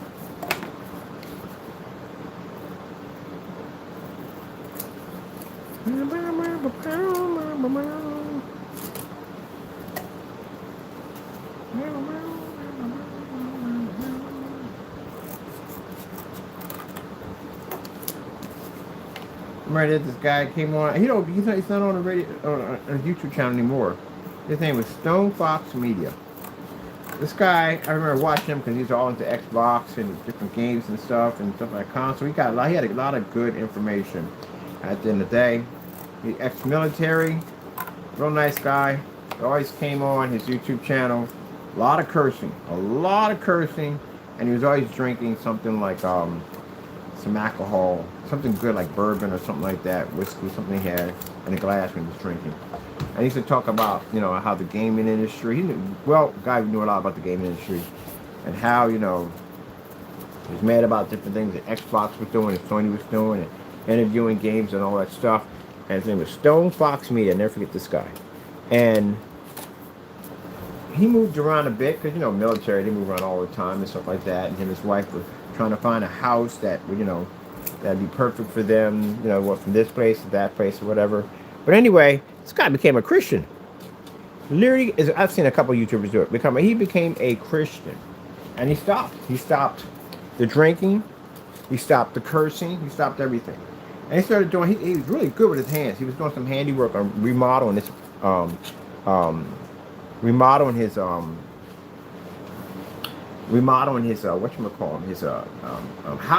Fantastic job. He's really good with his hands.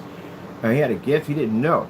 And, every time he would come back, people were mad at him and angry at him. His fathers were mad at him that he wasn't cursing anymore, that he wasn't drinking anymore. He said, I'm not that person anymore. I changed. I'm a Christian man now. I serve God now. You know what I mean? And they were just mad at him. And, he started this business. The Lord blessed him to start a home remodeling business. And now he's not online anymore. The Lord gave him something else. Because, he kept coming back and, people wouldn't accept him. They wanted that person. They wanted that person to be drinking and carrying on. And he thought, I'm not that person anymore. So people started unsubscribing off his channel. He made money off his channel. That's what he did. And that's what I told you today. The Lord is not going to leave his people out there. If he feels at the end of the day, I don't make money off YouTube, so we don't worry about that. But if he feels at the end of the day, like say we did make money off YouTube, and say my subscribers are mad at me and blah, blah, blah, blah, so the Lord would say, okay, no problem. The Lord said, kick off the dust from your sandals and move on. I got something else for you. And that's what happened to him. He started a successful business on remodeling homes. His work is really good. I hope I can reach out to him because I would love to have him do some work for me because, man, he's really good at it. So he did that bathroom. It's gorgeous. I want something like that.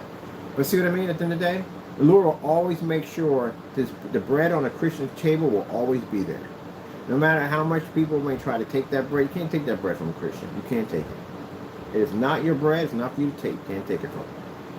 But that's what happened to him. He became a man of God. I am so happy for him. Doesn't curse, doesn't drink, and that no more. He said he changed. He's a man of God. He found Jesus, and that's where he's staying.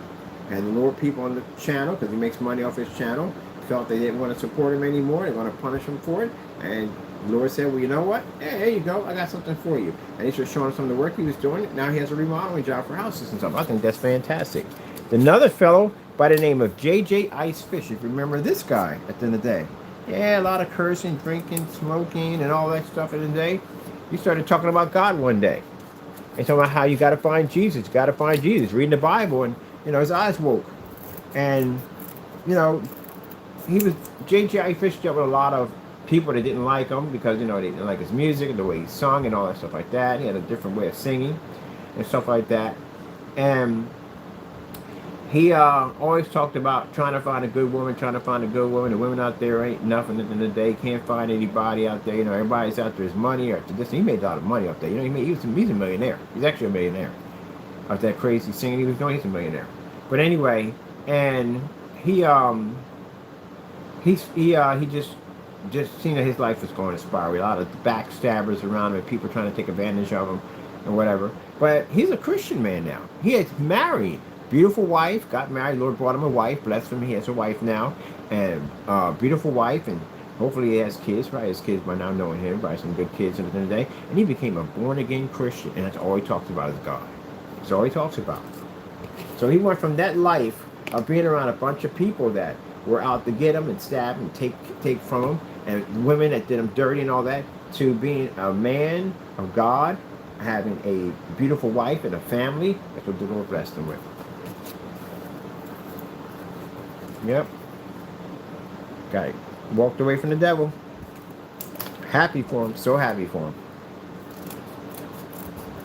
And you know, it's sad too, because you get Christians that get jealous over other Christians' blessings. That is really sad. Yeah, people get mad about that. They get mad and angry, get bitter about that. Christian get blessed, they get mad about that. That's sad. Let the devil get in there and mess with you like that. That's pretty sad.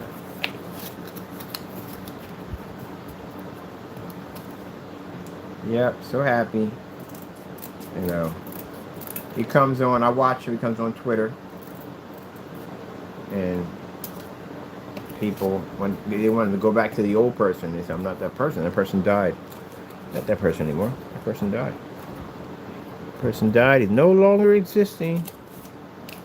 He now serves God. Got baptized and got saved. So happy for him.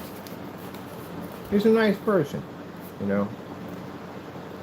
But, you know. He tries to, he goes on, he preaches and helps other people that they don't end up in that same path or try to get them out of that path they're in.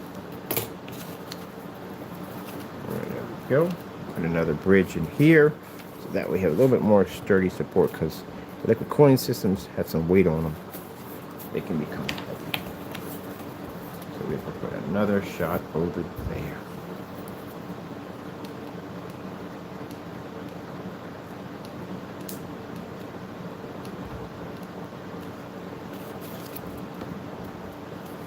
People come on here, they get mad at me because they figure at the end of the day, oh, we should be talking about this and not talking about God.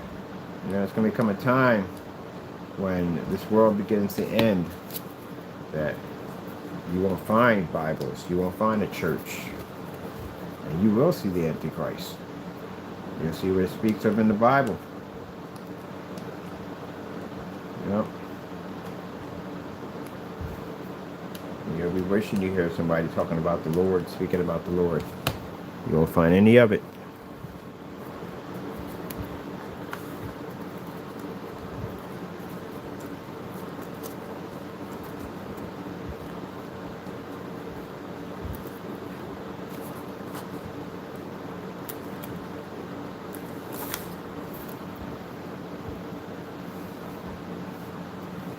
I see things. When you got to read the Bible, you see things so much clearer.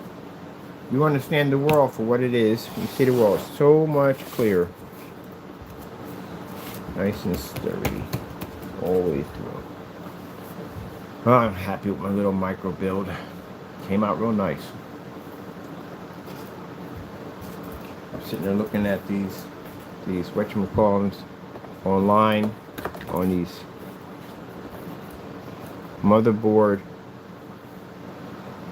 covers that they're making. And I was like, I don't want to spend the money for that.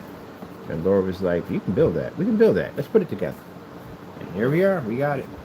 Got a little micro PC all put together. Where we're going to put everything at. That's why I like building the cardboard so much. Because again, like I said, you buy a PC case from Modder is even though there's certain types of modders, but even the PC case, looking at it's plain to us. I don't care what they put on. It's plain. It's boring to us. It's about as boring as a bread sandwich for us. We got it. We want to do something different. I want to change it, make it look like something different. We can't go with that. It doesn't work for us like that. You know, people might get a PC case, have lights and stuff like. Ooh, look, with us at the end of the day, like. I mean, you like it as you, but to me personally, I'm gonna take this apart. That got to come off. Ripping that door out. I can't hate that glass. That glass got to go. Yeah, we strip that whole thing down, put it all back together again. That's how we are. That's how we like to do. We like to modify everything. The covers that came with my whatchamacallits, my graphic cards, I pulled them off. Got micro screws and pulled them right off. Screwdriver, pulled them right off. Colored them the way I want to color them. Colored my fans the way I want to color them. I didn't like the power supply. Took the power supply apart. Colored that up. This power supply is going to be pretty cool. It's going to have a nice system on it. When you do the power supply separate, there's a separate light system on it. You want something different for it. But anyway, yeah. Made our own, we make our own stuff, you know. We don't beat by the rhythm that's the same as other people. The ones are a little different. And I like the fact that I can go in and I can basically modify what I want and how I want it.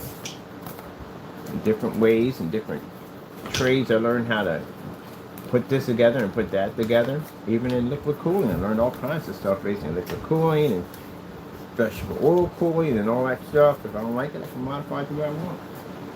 Now, some people are afraid to do it because they're afraid they're going to screw their parts up.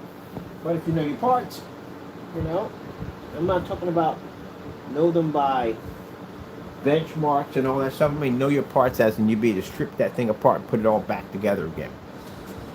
That kind of know your parts. You can build circuit boards, all that stuff. I grew up in the era of basically of Radio Shack. I grew up in the era of Radio Shack and transistors and fuses and all that stuff and circuit testers and all that stuff, and you build your own boards. Or repair your own boards, all that stuff. But anyway,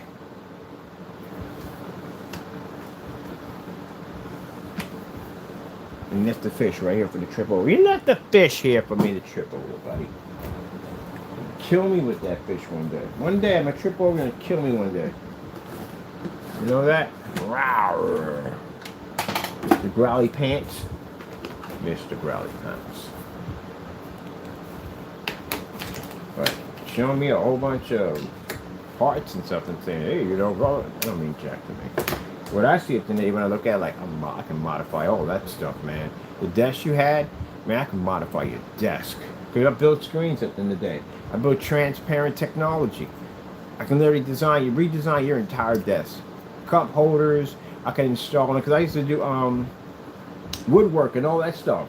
I can strip your entire desk down. Redo the entire desk. Strip it all down. If it's made out of that plastic and wood, then no go. But if it's made out of solid oak, yeah, I can strip all that off, man. Varnish it, take it all down, strip it all down with the paint stripper, all that stuff. Take the whole entire thing apart, put the whole thing back together again. I used to do furniture repair when I was in lockup. So I know how to do that stuff. So your desk itself, I can remodify that whole. If it's glass, oh, I got a machine that can cut glass up pretty good. I can do engraving into your glass. All that stuff, man. Modification. That's my field at the end of the day. So that regular desk you got at the end of the day, man, I can turn that thing, blast that thing, turn your entire desk into a projection screen, strap a projector at the bottom of it, and you can game right off the top of your desk if you want to. Modifier. I'm a modifier. So that's what I do. So if you show me this with some neon, I'm like, yeah, it's okay. Let me play with it for a little bit. Yeah, I'll modify that thing. You've never even seen when I do that thing, it'll be absolutely amazing. And since right now I'm learning welding, I can actually build my own frames for my own desk the way I want to at the end of the day. If I want to put in multiple bays or multiple servers, I have that option. You do all that stuff. And it doesn't just stop at basically buying some parts here and there. I look at the power, I look at the whatchamacallit, like the power supplies and what's the other thing I see at the end of the day? I saw that, oh man, the 5090s, wherever they are at the end of the day. That thing would be modified if it was in my possession. There is no way in the world I believe that's stock. couldn't. There's no way it'd be impossible to leave that stuck. I'd strip that thing down the minute it got here. I think would definitely be modified. Pull those fans off of it, that thermal paste got to go, all that stuff, strip all that stuff off of it. Man, definitely. I have to build my own case. If I'm building my own case, basically if I'm not doing cardboard, I'm building my own case, I'm going to have a chamber in there for 2 power supplies. I'm definitely going to need to put in 420s. Those ones that carry 140 millimeter fans in there. Definitely a compartment to put 2 of those in there. I definitely want one for the CPU and for the GPU. Definitely going to drop 2 of those in, AIOs. Or if I want to basically go advanced and basically go with the daisy chain system, I'm definitely going to build my own radiator system. Radiator system is going to accommodate probably a 200 millimeter fan, probably with maybe roughly about 5,000 RPMs, and drop in a liquid, not going to be a touchscreen fan controllers that can speed up the RPMs. I love using those things at the end of the day. And then if I'm using my reservoir system, either I'm going to use a split, as in 64 and 64 ounces for each one, or I'm going to use 128, which in ounces is 1 gallon. And modify my system. There's nobody wrong with go doing all that. And probably right when it breaches to, or when it gets to the CPU, I'm probably going to run it all copper pipes. Because I know the minute that cooling system hits those copper pipes, it's going to basically heighten that freeze level, and boom, it's going to hit that copper system. That's why you have a copper block underneath that. It's to basically cool it down even faster. Can you imagine if the pipes leading into it are actually copper? You know how cold that thing gets? There you go. Modifications. There you guys. At least these things at the end of the day. Say them differently.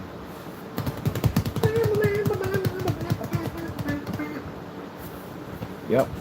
That's definitely how we do it. But I got time. I'll build one day. You know, I have basically copper ports, because usually you have the hoses that come out from the side. But mine would be copper ports that will come out, because I know exactly if I do copper ports maybe for roughly, I'd say about 6 inches away from the other tubing, I know that the minute it hits those copper ports at 6 inches, it's going to cool from those 6 inches till it hits the CPU. And with the CPU having a copper block, you know how cold that antifreeze is going to be? That's going to be insane. Different elements of metal, or either metal versus plastic, will change the outcome of how cold something becomes.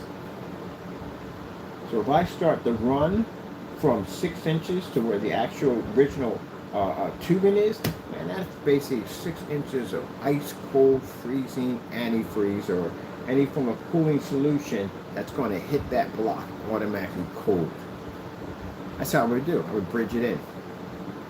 I put the bridge extensions in for the RAM. I put the bridge extensions in for the RAM, hard drive, liquid cooling. Not the. I'm trying to think of the other components. Hard drive, RAM, and GPU and CPU. 6-inch copper extensions. Yeah. Because how would I know about that? Because when I had the 2011 server board, it had 4 CPUs. You imagine having 4 CPUs in your motherboard? They don't make a liquid cooling system that runs 2 of those. They make for 4 of them. They make it for 2. Those particular boards, particular versions of 2011 server boards, had 4 CPUs in them. I had to build a cross-like plus system in order to build an adapter to run a system that could plug in, like kind of like if you get like an adapter where you plug in like a surge protector. Instead of having one plug, you can turn one plug into 6. Well, I had to build an adapter so I can put in 4 ports for 4 daisy chain 4 ports for 4 liquid cooling systems. Actually, 1 liquid cooling system and divided it into 1 by using the kind of a port system. I should build that thing again. You gotta build your own stuff. If they don't make it, you're building it. And that's the fun thing about it. Yeah!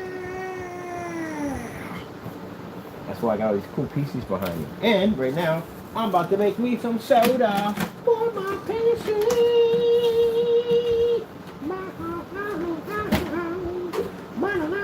What's the water for this thing? And if you never had this before, this is freaking amazing. It tastes exactly, it's actually food coloring down there. But that's actually freaking amazing. I had that soda, it was great. Excuse me.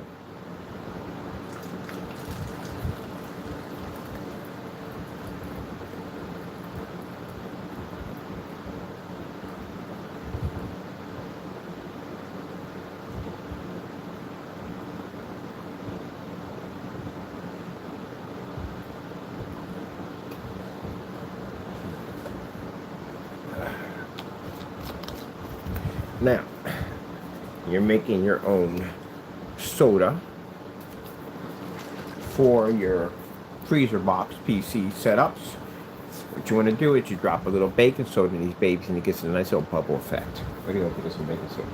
But anyway, that's what I have over here for my freezer system, which I'm not done yet because I got icicles. I got icicles to put in here, icicles and blocks of ice and all that stuff. So it's not done yet. So we're working on the piping system, temperature gauge, the thermostat, and then on that right there, we're going to be putting a readout temperature control that snows. So it's going to be another adapter we hook on top of that. Well, I'm going to put my Russell foam there for my frosty drink. And then we got a frosty with some silicone to give it that kind of frosty look to it. My freezer. And make sure my drinks stay cold. So what we do is we use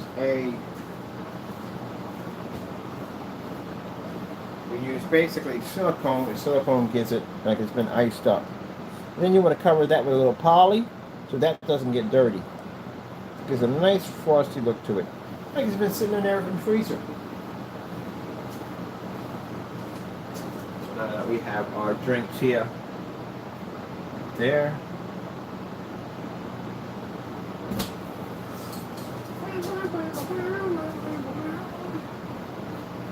Put a couple of, I'm gonna put ice pop in there and all that good stuff. So I have my drinks in there, and yeah, we'll hook it up. I'm not done. So I gotta put my ice cubes. That's not even done yet. That's been finished. We're still working on that. And then that over there are tropical nuclear neon jungle. We got some butterflies coming in, giant caterpillars, and a bullfrog, a hypno frog.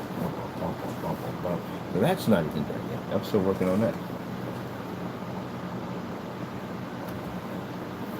And I still got it coming. I got to airbrush a little black into those clouds. So I'm gonna go take care of some business, and I am going to come back in later on and finish blowing up my fans. And they're right top. We gotta glow these fans. Oh, let them glow in these fans. Look at them big old eyes of yours. You big old bushy eyes. Your big old eyes.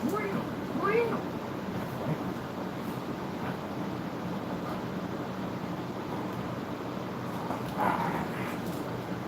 Get it. YouTube. Get it. You gonna paint our fans? Rawr.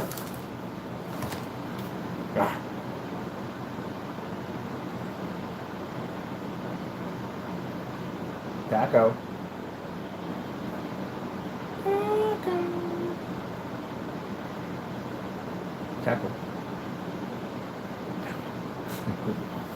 Okay, alright, that's pretty much basically about it. So I'm gonna get back. I like the jungle. I'm doing me another one of the jungle PCs. Those things are fun, man. The glow in the dark effect on it is freaking beautiful. Man, that thing is beautiful, man. I'm definitely gonna be doing me another one. If I do decide to do me a big boy PC, if I get around to doing it, I'm so busy. I get around to doing one of those, I'm doing the jungle scene. The jungle scene is freaking amazing. Those flowers glowing in the dark like that, man, they look gorgeous, man. I love it. Gorgeous. Like I say, these machines never shut off. They stay on. Because of the liquid cooling systems that's in them. They don't have to. Ever. Because again, they're an refrigeration unit. That's what I love about liquid cooling. Fans, on the other hand, I'm scared to death to use fans, man. I already went through that before. I had a system running under my desk. I told you. It's like it sounded like the Batmobile going on. It was sucking in all this hot air in the room back into a stretchable system. So I stuck it in the window and I taped plastic around it so, cold air doesn't come into the little room I'm in. It basically just goes to the PC. When I watch it filter to the PC and I watch the temperature gauge drop, I'm like, oh, okay, I need a refrigeration unit in this thing. And that's why I looked around and found out about liquid cooling. I stick with them ever since. Every PC I got has liquid cooling in them. So when the guy sat there and said, well, you don't need to have a liquid cooling system for a system like the one you have. Yeah, you do. You definitely. Any system doesn't need liquid cooling system. Because I don't care if it's a Pentium 4 processor, whatever it is, hyper-thread, whatever it is in the day. You've got overclocked parts in there, whatever it is. Those parts heat up. And if you were to take basically a Pentium 2 processor with a 270 socket, and you stick that in vegetable oil, And vegetable oil, it still disperses that heat. It disperses out so much heat that literally you can see bubbles start to appear in the vegetable oil because the CPU is generating heat. Everything in there generates heat at the end of the day. That's why I have them in open cases. They got an airflow pushing back and forth. But it gets hot in here. In the wintertime, we have the heat on it here. And even that, if you have a Pentium 4, or if you're running maybe something maybe like a i7 or i5 or i3 or we're running, it still generates heat. If it didn't, why do you have a fan sitting on top of it? What's the purpose of having a CPU fan on top of an i3 or an i5? Why? Because if you don't have it up there, your system will burn out. Why? Because it overheats, it generates heat. These systems right here are designed for that. That's why when you buy the system, for the person who made the statement, we all know who, when you buy the system, it literally has adapter for AMD and for Intel. So basically, it says this will work with an i3, i5, i7 processor. If it wasn't needed, then these systems wouldn't be designed for those particular parts to begin with. The reason why they're compatible with those parts is because you can use those parts to keep the system cool, because even an i5 or i3 or whatever it may be, it's still going to generate. Even a Pentium 4 will generate heat. So guess what? You still need them at the end of the day. With no in the world would run a fan system in there. That's crazy. Again, if you live in an area where you have to turn the heat up, guess where that hot air is going? Your system's going to suck all the hot air from your apartment, from your house, directed back into your PC, and it's going to heat your system up in there that's already stressed out, that's trying to get the hot air out of there to begin with. Those systems right there guarantees that I can leave these things on, go on vacation, and they'll still be running when I come back due to the fact that they're sitting on top of a refrigeration air conditioner unit. So for those who understand, real quick and explain to you how the liquid cooling system works. So basically, there's water inside this thing right here. That's actually the reservoir right there. There's water in there. There's a little fan in there also too that circulates the water. As the CPU starts to heat up, that water gets hot in there. That water is transferred through these little tubes here, and this is the radiator system. So as it channels through these tubes in the radiator system, the fans keep it cool. It cools it down. So as the hot water from your CPU that heats up, it doesn't even stay there long, transfers up here, travels through there, and it goes through a tube system that's connected to the radiator, and the fans turn around and make that water icy cold, because the radiator helps. The copper radiator we're going to be using helps to cool it down the water. And when the water transfers through the second tube and comes back in, it's ice cold. So this water right here never has the opportunity to stay hot. It's always flushed with cold water all the time. And that cold water transfers through the copper block, which actually transfers through the CPU and keeps it nice and cool, where it hits that thermal paste, and then it keeps it nice and cool. That's how they work. So it's a refrigeration unit. Now, if you would basically modify it, say, okay, if I put faster fans on top of the radiator system, that means that your water would cool down much faster. And that's what we're doing. When I put in 5,000 5,000 RPSs on them, we allow the system for the RPSs to move much faster, which is much more cooling, which means basically water cools down even faster. It's more icy, it's more cold before it actually makes transfers back to the CPU. That's it. For the fan and speed control, it can speed up your RPMs even faster. So that's what we're doing. So that's what those things do. But the guy came and said, oh, you don't need all that to begin with if you're just running them. All of them are going to generate heat and overheat. It's going to happen. They're all going to do it. So, you know, fans will burn your system out even faster. You're better just going with using, let's see, what did I just hit? I think I had a cord by accident. See? So, this was not connected in correctly. That should have been all the way in. Am I locked in on here? Let me see for a minute.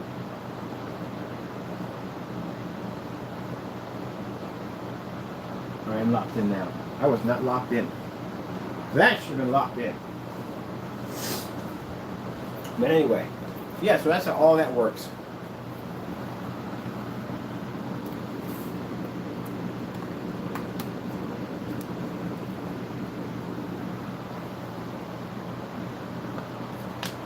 Let me turn it back on, put it back on. There we go.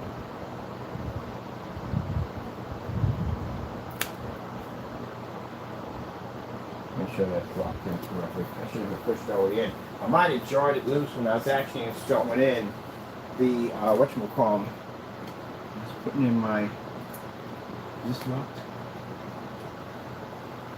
It's locked. Yeah, when I was installing in my fans here, putting those in.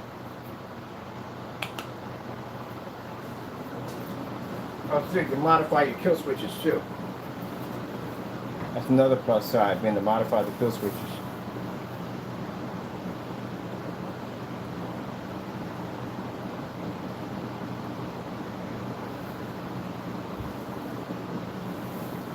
Ooh, drinky cat. Drinky cat. Why don't you turn all out? Drinky cat. Drinky cat.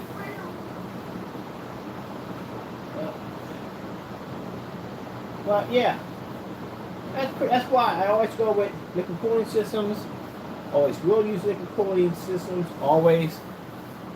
Because again, I learned that valuable lesson when I had the Red Dragon, and no, it was not named after the serial killer. It was literally a PC that was actually all red, had red lighting inside. The only white lighting it had was the temperature control, and it had a sensor system that would reach out to different fans in different compartments to tell exactly how much temperature was actually heating up inside the case. So when I had it on the floor, it was, and how hot the room was, it was definitely cooking my system. My system was going, like, what the heck is going on? I looked at the temperature, it was way up there. It was like 65, almost reaching 70. And I was like, oh, this ain't good. This is definitely not good at all. This got to be fixed. So that's when I took it off the floor and I stuck it in the window. Come on, operate. Did my keyboard just die? My keyboard definitely died. Hold on for a minute. My keyboard died. Let me see. Well, we got to charge. We got whatchamacallit around here. Figure out what I did with this. Here we go. Keyboard died. But anyway, yeah. So I picked it up off the floor and stuck it in the window and taped around it because again, I don't want cold air going into my spot. And yeah, the temperature dropped dramatically. I was like, man, I need a refrigeration unit for my PC, and that's how I found out about liquid cooling. And I've been in love with them ever since. That's all I use. So your system can overheat, even if you're running Pentium 4s, Pentium 2s, all that stuff overheats. That's why they made fans for them. They didn't overheat, they want to make fans for them. Alright, let me see what's going on here. And we don't have any. Keyboard's not running. How far did we kill the keyboard?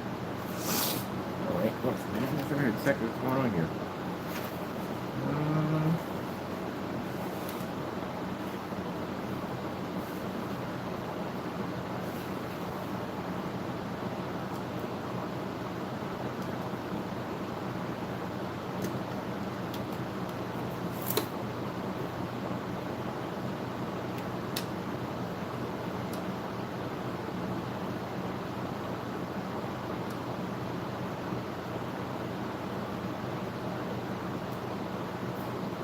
Alright, power supply, need you to come on. Okay.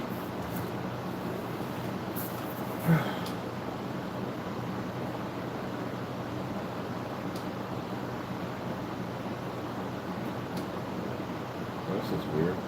Power supply is on the phone till it's going to turn off for me. Come on, man. Just got you. We're doing so well. There we go. What the heck is going on with that? Why do you do that?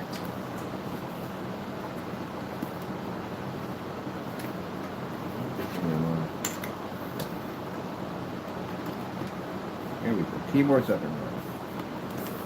Sheesh. Alright. Where's the mouse at? Over here.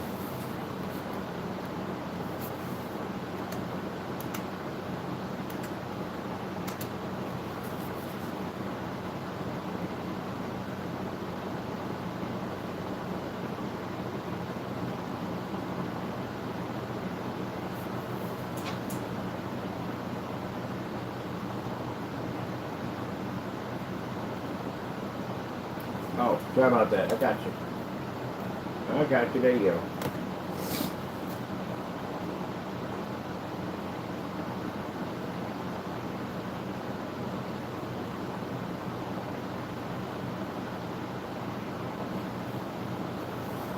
here. 2.1 for my network.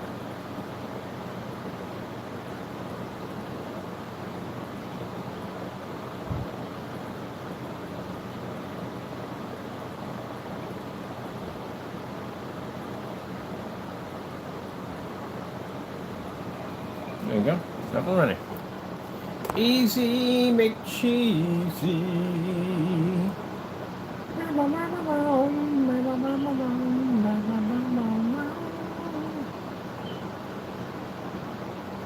I might change it. My whatchamacallit to the ice box. Ice baby.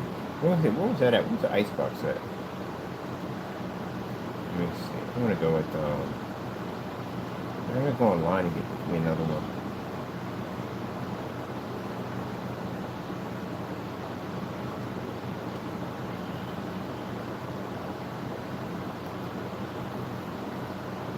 I'm not gonna use this. Let me get me another one. Give me another. This one's going to be transferred over to the big screen. So this right here, this giant screen, we don't need that because we don't touch cloud. No way, no, I do clouds. I disabled it. Disable the cloud system because I don't do clouds. I'll never do clouds ever. Not ever. I don't trust them. Never. You don't do clouds. Like, nope. You don't touch your cloud. I will not touch the cloud, and neither will the cloud touch me. You do not touch clouds. That's right.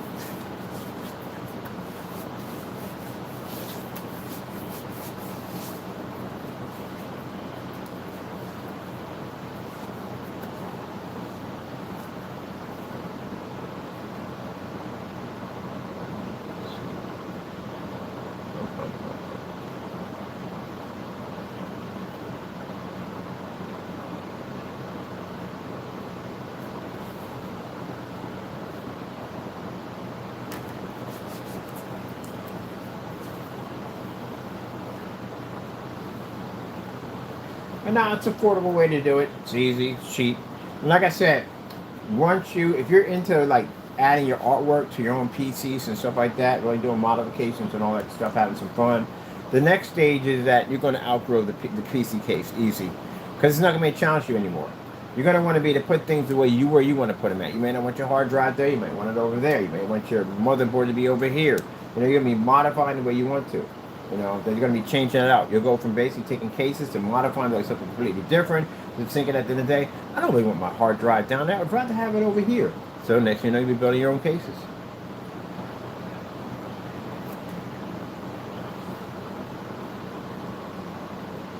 Let's see. Inside a freezer screensaver.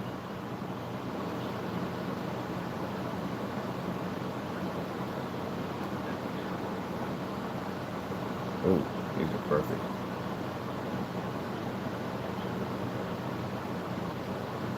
Oh, that's the one I had before. Yay, I'm getting this one.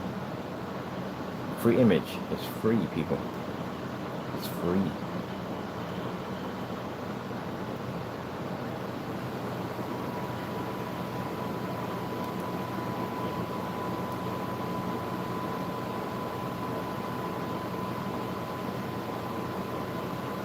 And I got a new nickname for the freezer PC. I'm going to call it Frostbite. Frostbite. Yes, the new PC under Frostbite. Frostbite. I know actually Frostbite is the name of a PC, and then I meant part chip, but I'm going to call it Frostbite. A freezer zone. Oh no, I like freezer zone. Let's go to freezer zone.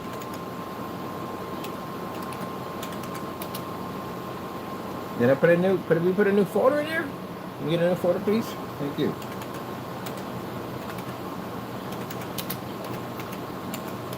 Freezer zone.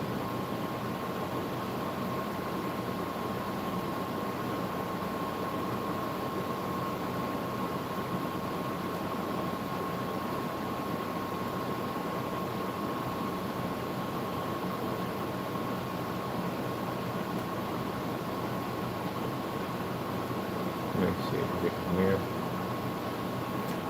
Come on. We had this picture. We already had this picture.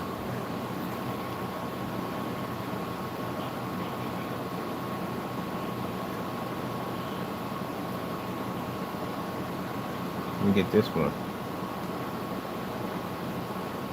Oh man, you gotta be kidding me. We have this picture. We didn't have this picture.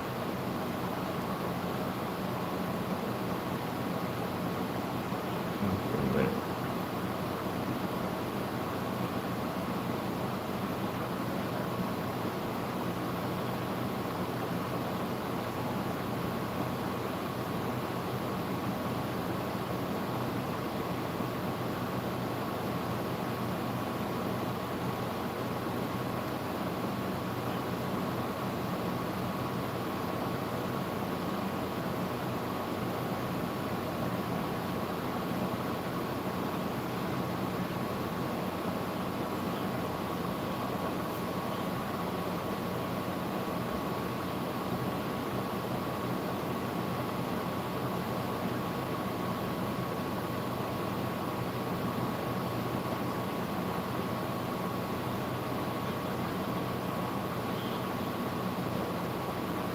I might have to get an ultra short. I'm thinking about it.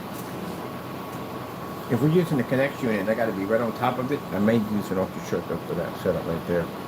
That's what I might use instead. We don't need these open. Why are these open? I need these open. That's already taken care of.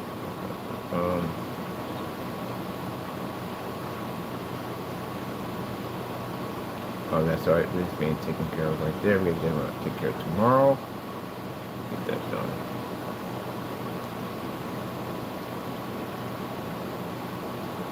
That's all this. That's right there.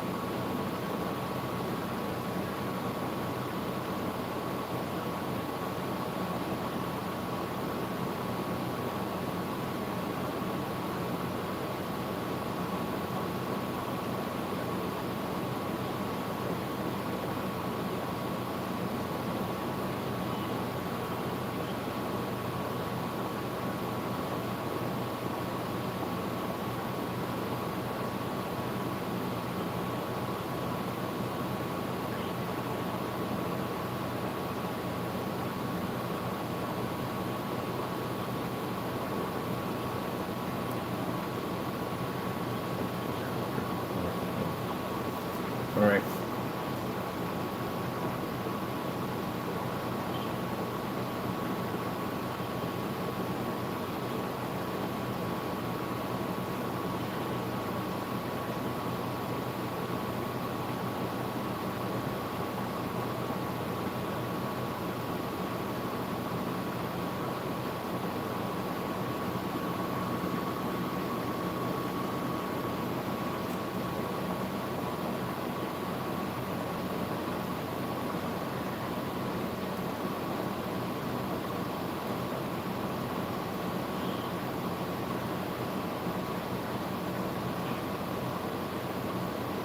There it is right there.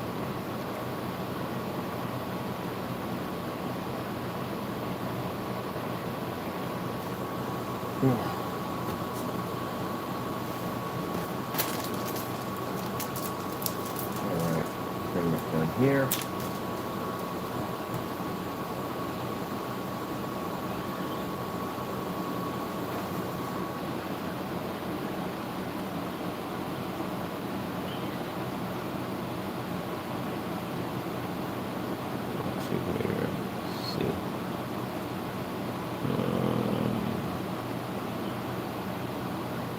Settings.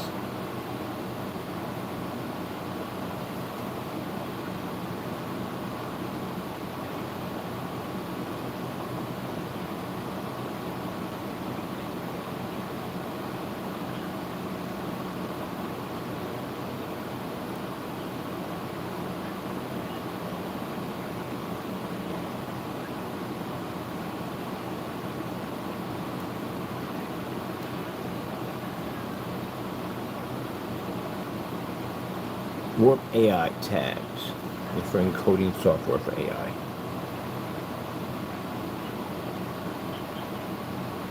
We're gonna need that for it to communicate with the freaking connects. That AI and the connect to talk. Which ain't hard to do. Not hard to do. Get ready for that sound. There we go. Boom. That's when to just get rid of them. I don't need to see them. Let's see my ice cream and my frozen setup. Bam! That's what we do it, people. That's how we do it.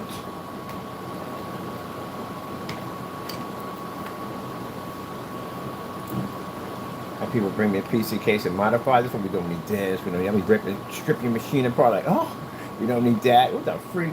Why is this even in here? Take that out too. Unnecessary stuff you really don't need in there. And then we grab the master toolkit. Yes.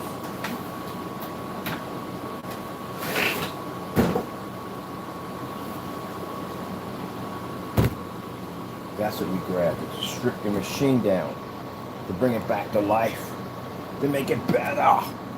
We have to destroy it to make it better. That right there you gotta have. Any modder has one of these. Gives you the ability to change and alter anything you want on your machine. There you go. That's what you need right there. Make sure I'm not going to monitor in this. Tools of a martyr. What's the martyr with you? Excuse me. Hey, get out of my way, man. You're on my head. Fuzzy bear, you fuzzy bear.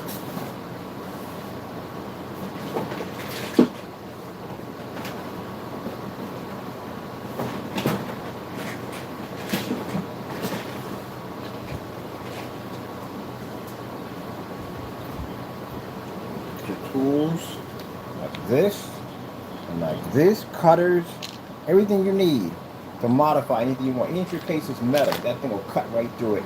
Manipulate, cut, put in new brackets, whatever you want. New slots, the whole 9 yards. Modify everything. Now, this is what you got to get. So allow you to do anything you need to do to your cases.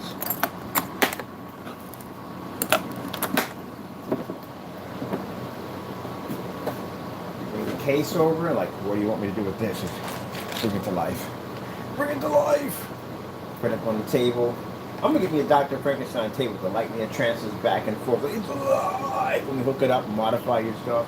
Yeah, my buddy's got to bring in one of his units, the 3D printer. Of course, like I said, the place is 2,400 square feet. It's huge. There's enough room for him to operate his section. He got the bay doors that open up on his side. He can operate the machine. That thing he brings in can print out a car. A chassis of a car is big. It's a big unit. It can print out the chassis of a vehicle. We got the big boy toys. The big boy toys. As you said at the end of the day, so we get this spot, I'm bringing in the big boy toys. Yeah. His license and all that. Which means I got to go back and get this whole thing with him.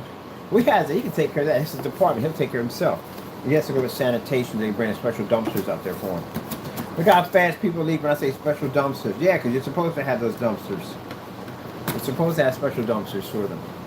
They get mad, they leave. I don't know what's worse. You're gonna get mad because bottom line is he got busted. These are his followers that come on my page. His followers come into my YouTube channel. Stalkers, weirdos, come into my YouTube channel trying to figure out what I'm doing. And when I mention certain keywords, they leave because again, they know darn well they're doing something else with people. They don't go well. Gotta have special dumpsters if you're operating a business. Well, how do you get a business license? I don't even know which one is worse. But you gotta have a business license. You have to have a business license. You have to have a business license. Gotta have a business license. Gotta have a business license. Let me show you what happens if you operate a business without a business license. Where's the mouse at?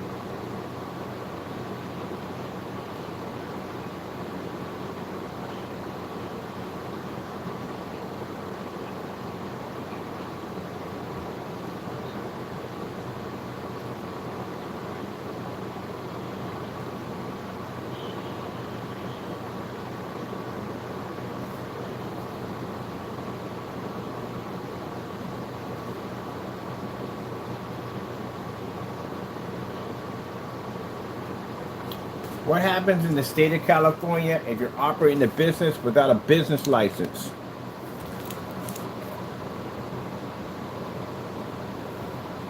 No, we don't need that. We don't use that stuff.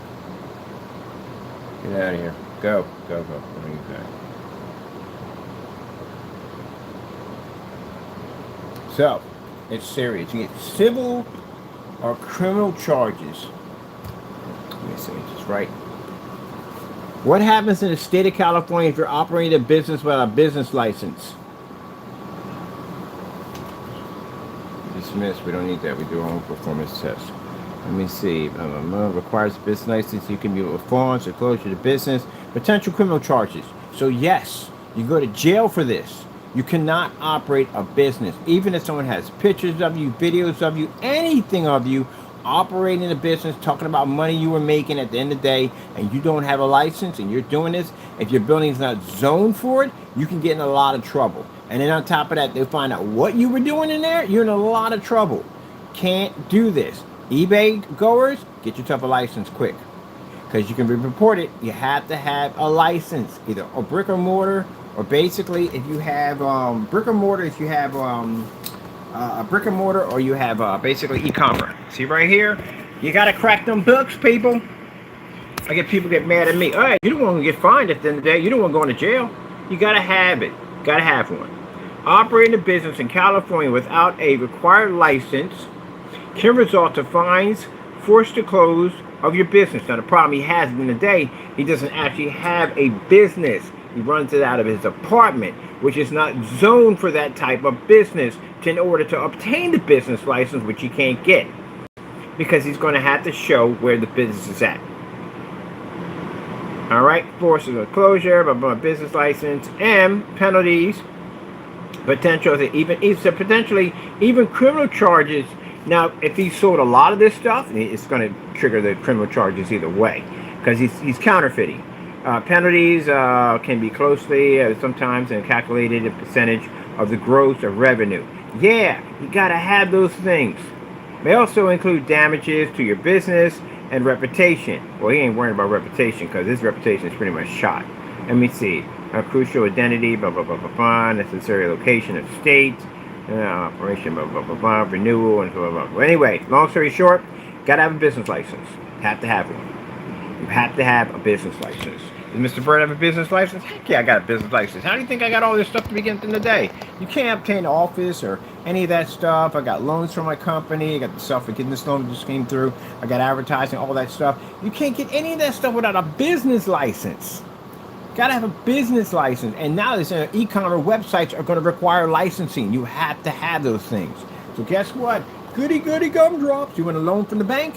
Business license. You got to have a business license. Business license. Bam, bam, bam, bam. They should make it LLCs. You got to have a business license.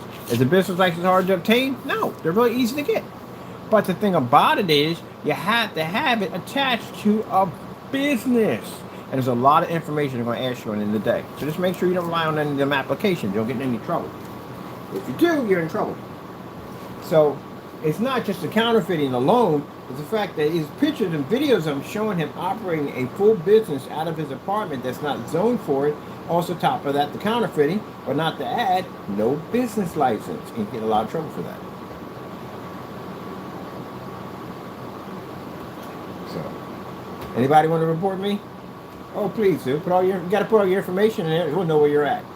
Put all your information there, your address, all that. You're going to have to. Because they're going to figure out where you're at anyway. If you filed a false report, you're going to go to jail for this. So you're going to have to put everything in there legit. Yeah, we'll walk into a courtroom. I'll show you my business license at the end of the day. And I'm going to turn around and file a lawsuit at you, because I know exactly where you lay your head at. I'm going to sue you for basically wasting my time. Counter lawsuit. But you got money in the bank, you're going to need it. Sue the lights out of you. That's why you don't do dumb stuff at the end of the day. You got a lot of people going to court for some dumb stuff at the end of the day. Yeah, go ahead. Take me to court over business license. I'll show you my business license. And I'll turn around and hit you with a counter lawsuit. Because you're going to have to put your information in. Like I said, you're going to do put in a fake report. Are you kidding me? How much trouble you get into that one of those things? Yeah, you better. You better. So at the end of the day, yeah, put all your information in where you're at. Put your house and your banking account and whatever you got on the line, because I guarantee you, bar none, if we go in there to squash that situation, You got a counter lawsuit coming your way for wasting my company and my time at the end of the day. And you will pay me for my time, and it will cost you a lot of money. We can ask for whatever the freak we want. We're going to go to federal court. We'll definitely take it to federal court. I ain't got no civil court. I ain't going to small claims court. I take it to federal court and get you $1 million. $50,000, $850, $850,000, $500,000, $250,000. It'll be up there. It's going to be in that range. So yeah, it'll cost you. But please do. Go ahead. Say, hey, I ain't got a business license. Yeah, right. I ain't stupid. You think I'm dumb at the end of the day? Come on now. I do paperwork all day long. I love doing paperwork. That's how I find out about all this stuff. Yeah, I went and got my license. And they tell me where to go. So where to get the license from? Over there. Boom, done. I got to frame mine too. I forgot to frame mine. But I know one thing, they ask a lot of questions, and all your stuff's going to have to be legit. Which means your LLC, all that stuff, DBA, EIN number, all that stuff got to be legit. Because it all plays off each other. All that stuff plays off each other. DBAs play off EIN numbers. EIN numbers play off LLCs. They all play off each other. So if you committed any delinquency with any of those freaking forms, it'll affect all of them. Mr. Skaboop, Mr. Skaboop, come here, Mr. Skaboop. Off me, human. Off me. How dare you touch me, human? I don't even know you. How dare you? Wow. Anyway. You have to have a business license. Any state, you gotta have one. You have to have a business license to sell in the state of Pennsylvania. Do you have to have a business license to sell in the state? Well, come on, let me finish, darn it. You're right over here. Don't second guess what I'm saying. Sheesh. Do you have to have a business license to sell in the state of Pennsylvania?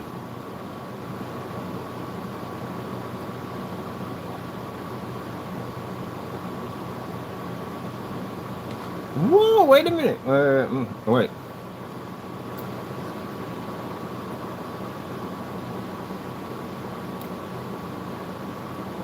It says, no, we don't have to have one. But I got one anyway. Don't make a difference. Man, California got some strict laws. I'm curious about other states. Hey, that can't be right. Do you have to have a business license to sell in the state of Pennsylvania? Yes. 1 minute says no. This is why you got to ask AI twice. AI doesn't know what it's doing. I know you need one because I had to get one myself.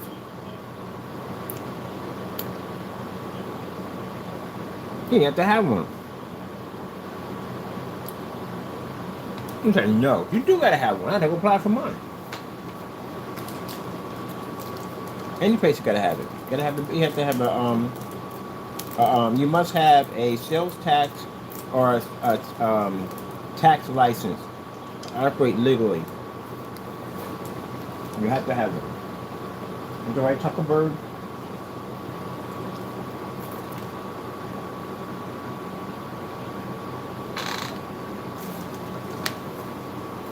Man, Mary goes and denies and says, I never said about operating a 3D business. I have your video that says, move on to bigger and better things. Clearly says, just start a 3D business. Out of your apartment. That's a bad idea. Don't do it. You listen? No. Didn't listen. Now there's a bunch of videos and stuff that you posted on freaking Facebook. And you operating running a business out of your apartment without a license. And out of zoning. No zoning.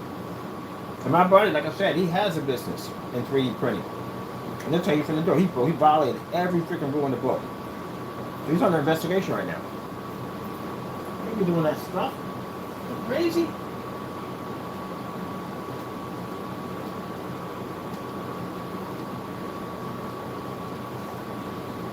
Now, I found out I got a file up here against them. I'm the one that's bringing the charges against them on it. So I had to go to Allentown Police on Tuesday, because today's a holiday, of course. And I got to go down and file against him in Pennsylvania. And they're going to transfer that file and paperwork up to Baldwin Police, which I got to get their information. And they're going to start their investigation and go from there. And other than that, I got to contact the Secretary of State and City Hall Because he's operating without a business license. Because the area's not zoned for it.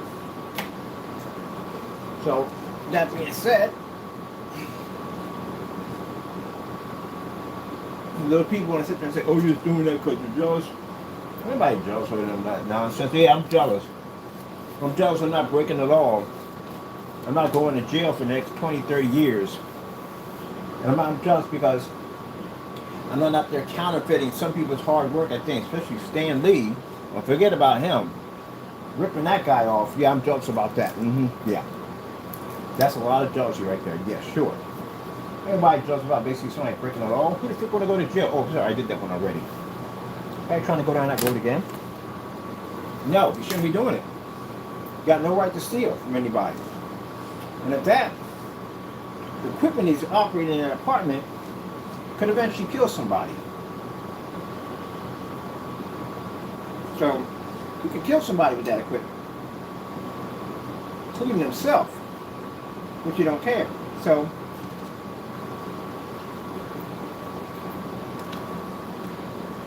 that nonsense, no.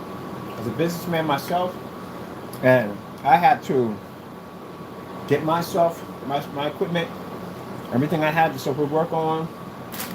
I got to pay for trademarks, copyrights, all that stuff to protect my company from people like that. Yeah, I'm against that crap.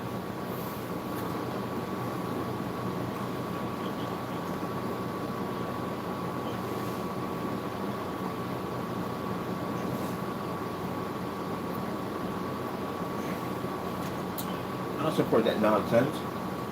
If you're about that, hey, and you got things coming to your life, and they're not going to be pretty. If you're about supporting that kind of criminal activity, chances are you'll take up that kind of criminal activity. You'll be sitting in the four walls, £300 partner. You'll be dealing with that nonsense. That's what's waiting for you. Prison.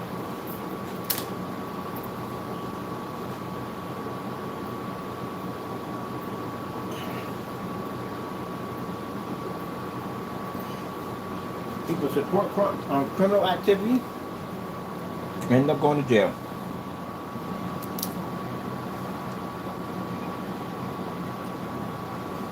I had to file with them tomorrow. That's FBI, what's that called? Government. Justice of Government. Justicegov.com for reporting fraud. Man. Everybody is wanting to do the 3D printing for our screens, and I worked hard to design that technology. I had to get up every day, do those demonstrations outside, make sure my stuff works. Put a lot of time and hard work into it. And some other things that are going to come along and mimic my stuff, make money off my hard work, profit of my work at the end of the day. We got another thing coming. That's not going to happen. That's stealing from me.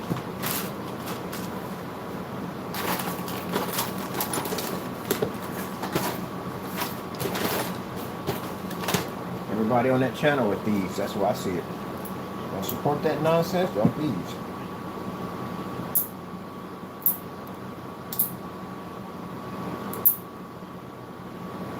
Say there's nothing wrong with it. Well, guess what? Nothing wrong with somebody stealing your car, breaking in your house and taking all your stuff from you. Ain't wrong with it, right? It's all fair game. If you are not against people who rip off companies and rob and steal from them, then you should have no problem with somebody stealing your car the next day, or someone basically breaking in your house, taking all your worldly possessions. You have no problem with that. It's fair game. You're right, Taco Bear. Yep, fair game.